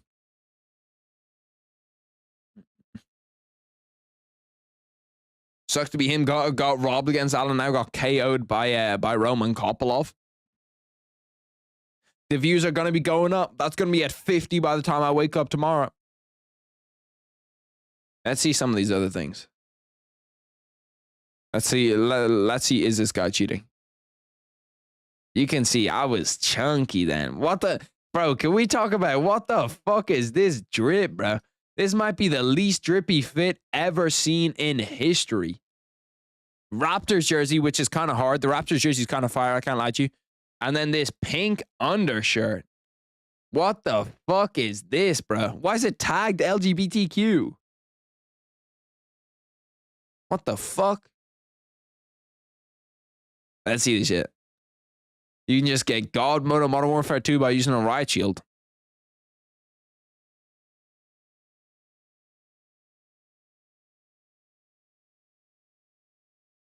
You could see the kid, like the kid was still a shooter, bro. The kid was still a shooter. This was MW2 as well, bro. This game stinks so bad.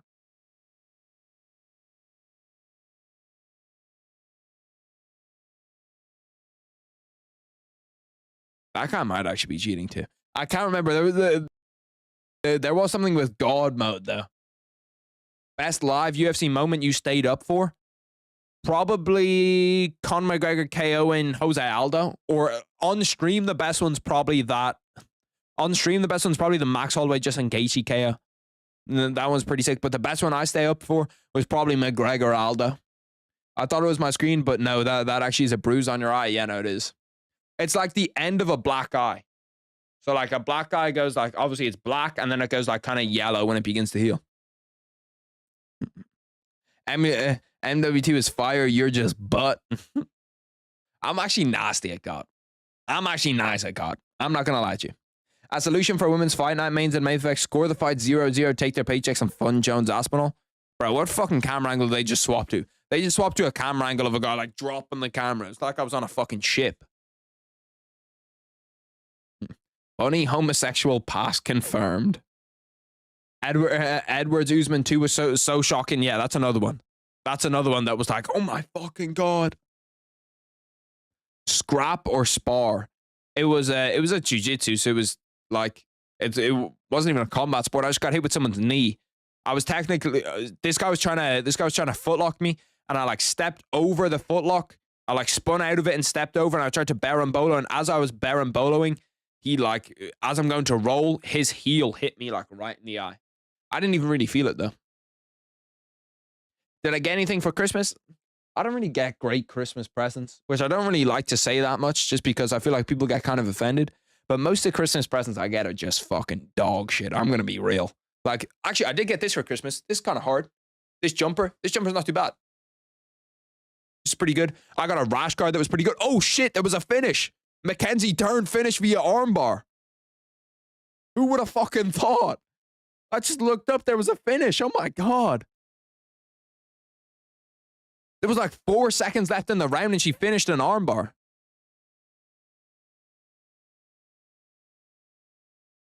Bro, there's no way we're going to start using that fucking photo, bro. Holy shit, who would have thought, bro?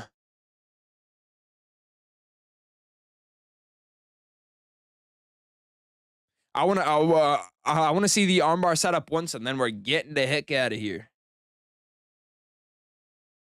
Mackenzie Dern is so fine. Fine from the back. From the front, it's not crazy. But from the back, I could definitely see it. I could be. I wish I was the coach. Shit, so do I. I wish I was the husband. Fun fact, our husband is the one. Let me see this setup. Oh, yeah, it's pretty tight there. It wasn't even an armbar, was it? Well, was it an armbar or an Americana? Looks like she kind of has that arm trapped. Oh, no, yeah, she gets it from here. That's such a nasty armbar spot, too. That, like, knee on belly is horrible. Then she's trying to keep the arms connected. How does she separate the arms? What does she do? Go foot? No, she rotates it. Nasty. That was actually a pretty nice finish. Yeah, no, the face guard is kind of but the back's back. Okay, well, I appreciate all the boys coming back for the first inaugural live stream watch party of 2025. I will be trying to get more streams this year. This year, I'm going to pledge, okay? I'm going to do at least 2 streams this year. Well, 2 streams. I'm going to at least do 2 streams a week this year, okay? I want to try get like a Friday and Saturday stream type of thing. Where like we do Friday streams, Saturday streams. And then when the NFL is over, when I'm not competing with the NFL, we can do Saturday, Sunday streams 1,000%. We'll get some Sunday streams going. It should be super, super fun. But we're going to stream a lot more this year. I'm going to try get into it. Try do some UFC 5 streams. Try do some more gaming streams. Try do some just, let's just fucking vibe with the boys streams. But yeah, I appreciate all